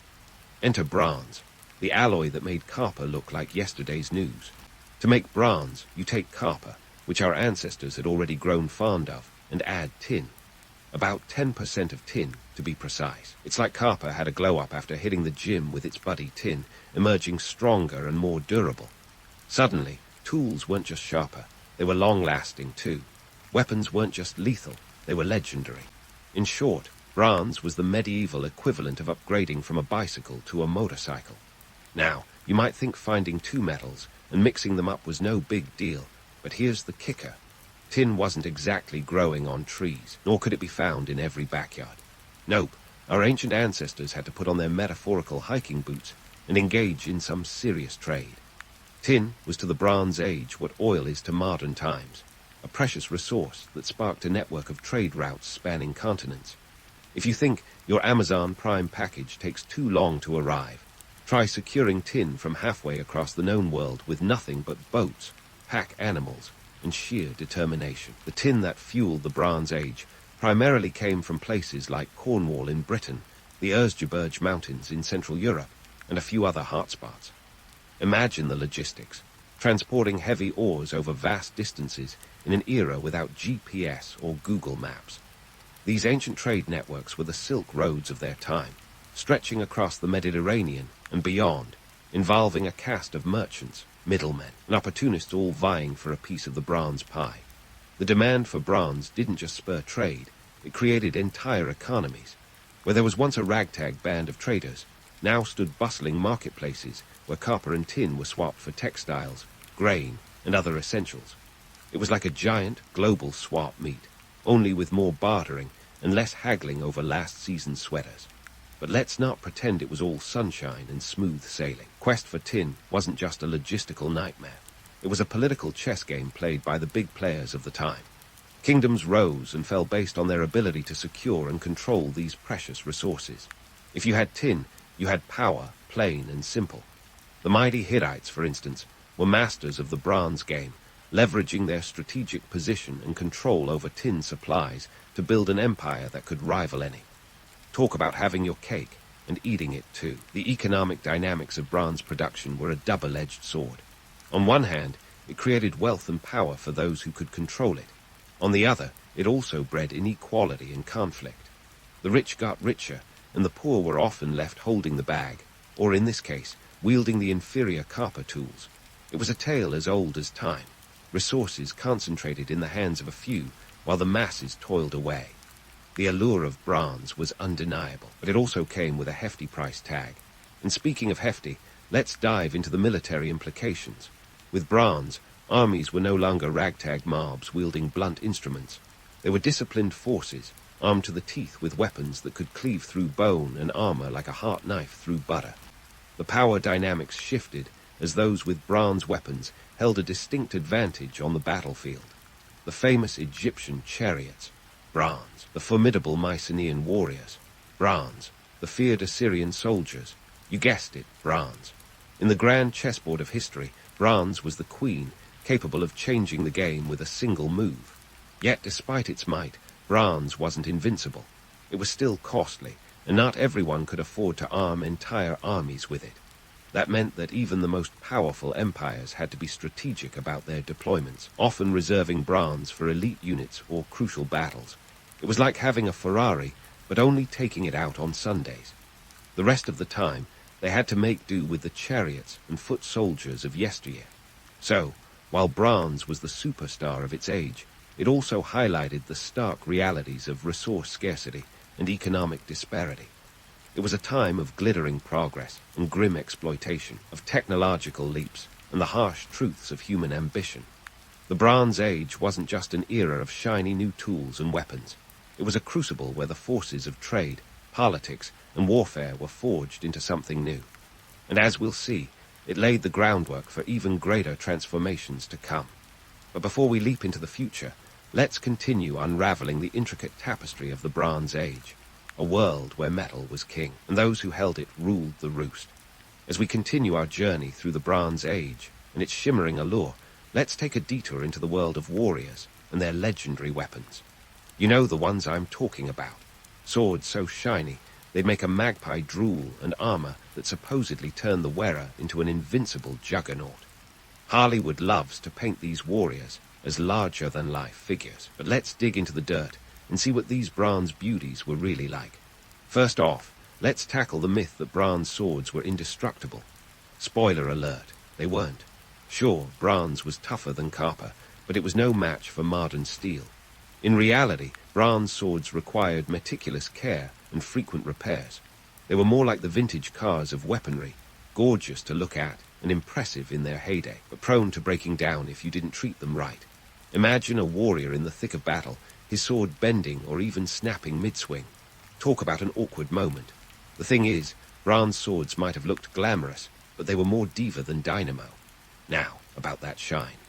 Bronze does have a certain luster, but anyone who's ever left a penny in their pocket during a rainstorm knows how quickly it can tarnish. Bronze weapons and armor were no different. Keeping them shiny required constant polishing, a task that was probably about as popular as cleaning the bathroom. Without regular maintenance, a warrior's prized sword could end up looking more like a rusty garden tool than the legendary Excalibur. It's hard to strike fear into your enemies when your blade looks like it belongs in a compost heap. Maintenance wasn't just a cosmetic issue, though. It was a matter of life and death. A poorly maintained sword could mean the difference between victory and a very personal introduction to the afterlife. Warriors had to be part soldier, part blacksmith, always ready to sharpen edges and hammer out dings. It was a full-time job just keeping these tools of war battle-ready, and not every warrior had the luxury of a personal armor polisher. Despite their drawbacks, bronze weapons were undeniably effective in their time, were sharp enough to penetrate the leather and linen armor that was common back then, and when wielded by a skilled warrior, they could be devastating. But let's not pretend they were magical relics. The truth is, bronze swords had a limited lifespan. After a few battles, they often had to be recast or repaired. The process of maintaining and recycling bronze weapons was a constant cycle, like the historical equivalent of upgrading your smartphone every couple of years. In the end, the real magic was in the craftsmanship and the skill of the warrior, not the metal itself. And let's not forget about the armor. Bronze armor was undoubtedly a status symbol, reserved for the elite few who could afford it. The average soldier was lucky to have a decent shield and a leather jerkin. The full bronze getup, think helmets, breastplates, and greaves, was mostly the domain of kings and high-ranking officers. But here's the kicker. Bronze armor, while impressive, wasn't as invulnerable as legend suggests. It could deflect a blow or two, sure, but it was heavy and cumbersome. Imagine trying to dodge an enemy's spear while wearing what felt like a suit of pots and pans. Not exactly the picture of agility. The economic side of bronze weaponry also played a huge role in shaping the battlefield. Remember, bronze was expensive, and not every kingdom had the resources to arm their entire military with it. This led to a hierarchy within armies, where only the elite units were equipped with bronze, while the rank and file made do with whatever they could scrounge up. It was like having a few soldiers in Ferraris leading a pack of foot soldiers on roller skates. The disparity in resources often dictated the outcome of battles long before the first sword was swung.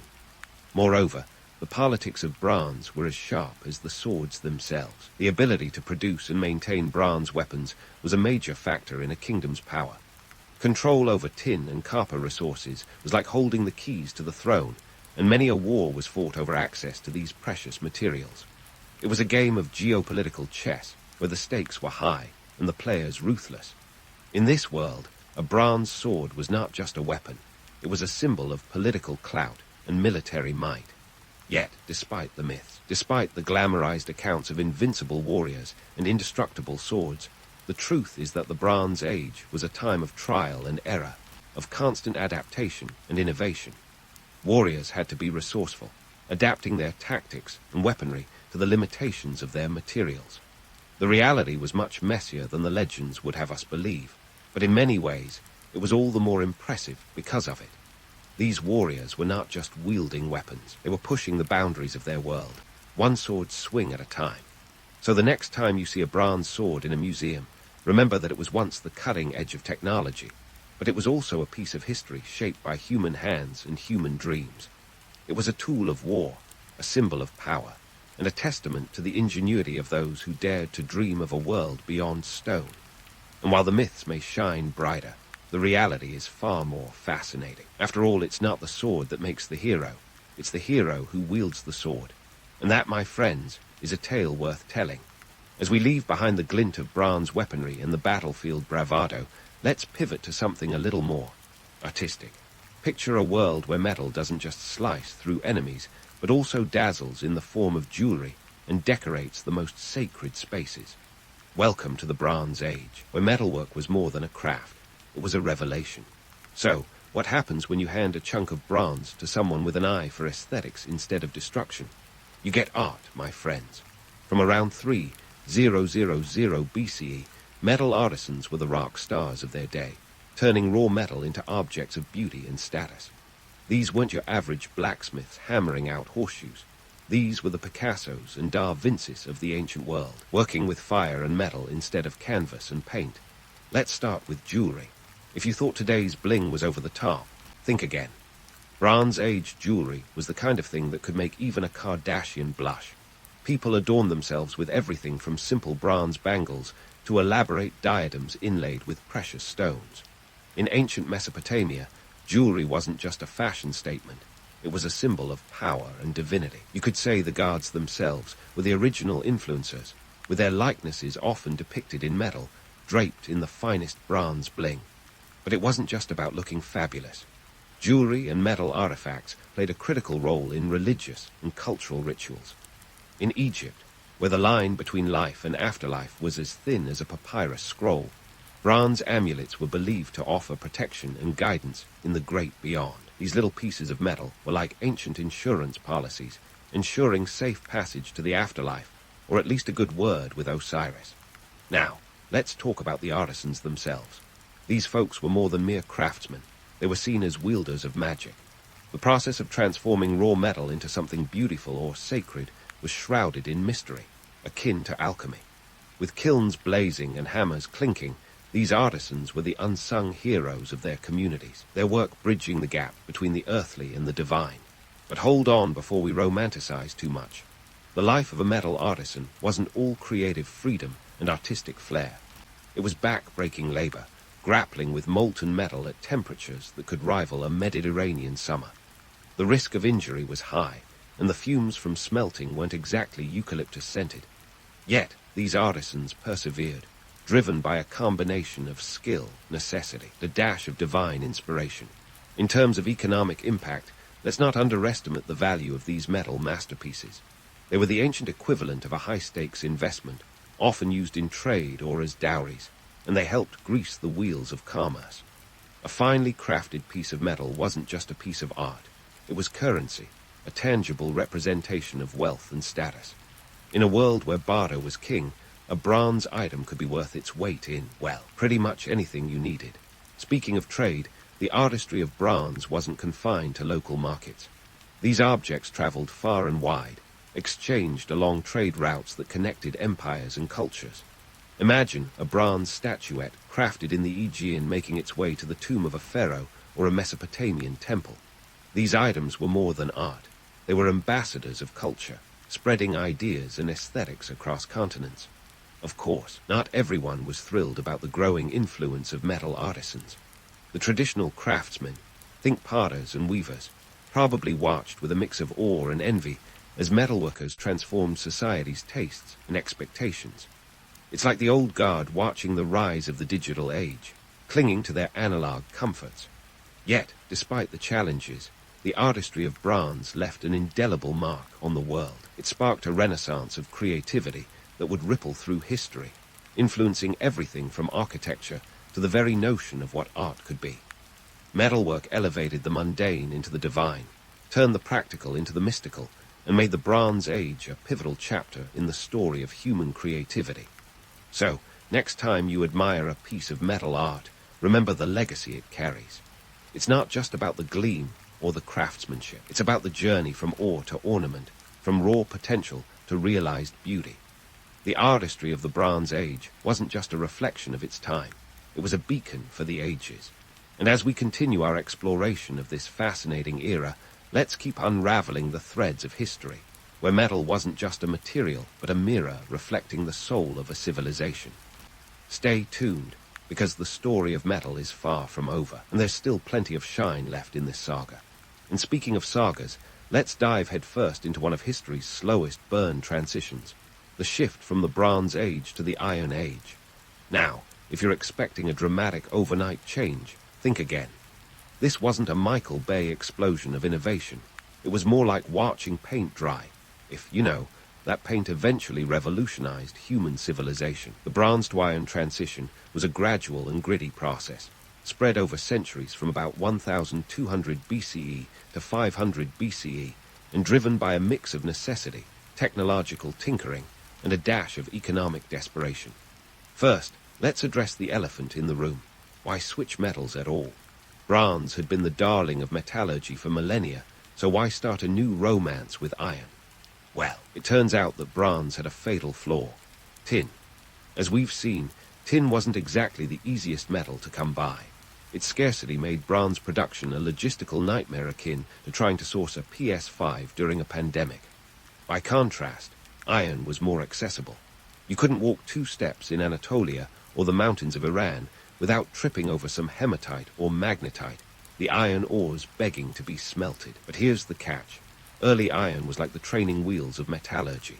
For the ancients, smelting iron wasn't a simple upcycle. It was a Herculean task. While copper melts at a breezy 85 degrees Celsius, iron demands a searing 538 degrees. Without the right setup, you were more likely to end up with a lump of useless slag than a usable metal. But necessity, as they say, is the mother of invention. Facing dwindling tin supplies and increased competition for bronze, ancient smiths had no choice but to roll up their sleeves and get creative. The path to mastering iron smelting was paved with trial, error, and a fair share of burnt eyebrows. The breakthrough came with the development of the bloomery furnace, a design that allowed temperatures to soar high enough to extract usable iron. Even then, the iron they produced wasn't the industrial-strength stuff we think of today. It was wrought iron, softer and more malleable, but crucially, more abundant and easier to repair and recycle than bronze. Suddenly, the game was afoot. Economically, the implications were seismic. Iron democratized access to metal tools and weapons. Where once only the elite could afford bronze, iron was the great equalizer, and its abundance meant that even the average farmer or soldier could wield metal. This wasn't just a material change. It was a societal shake-up. The power dynamics shifted as traditional bronze-producing elites saw their monopoly on metal crumble like a poorly made soufflé. The Iron Age wasn't just about new tools. It was about new rules. Of course, the transition wasn't without its hiccups.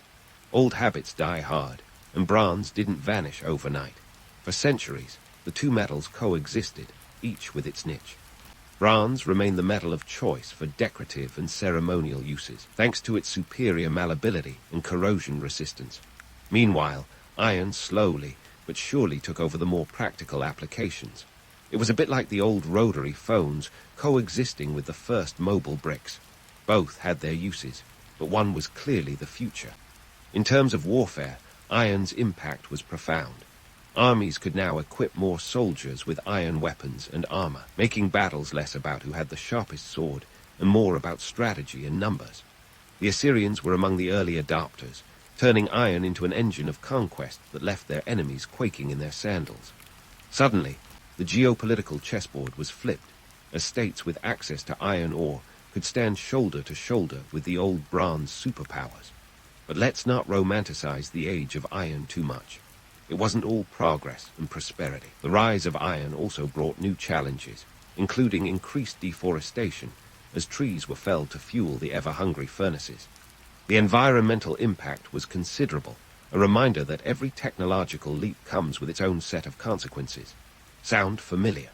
Our modern thirst for resources echoes this ancient tale, a cautionary note that the more things change, the more they stay the same. So, what does this ancient story of metal teach us today? For starters, it's a lesson in adaptability. Human history is a chronicle of evolution, of our ability to pivot when faced with scarcity, and to innovate when pressed by necessity. It's also a reminder that technology is a double-edged sword, capable of both creation and destruction. As we stand on the brink of our own technological revolutions, from AI to clean energy, the story of the Bronze to Iron Age transition offers a mirror. It reflects our potential to reshape the world, but also warns of the costs of unchecked progress. The legacy of Bronze Age metallurgy isn't just in the artifacts that fill museum displays. It's in the spirit of ingenuity that continues to drive us.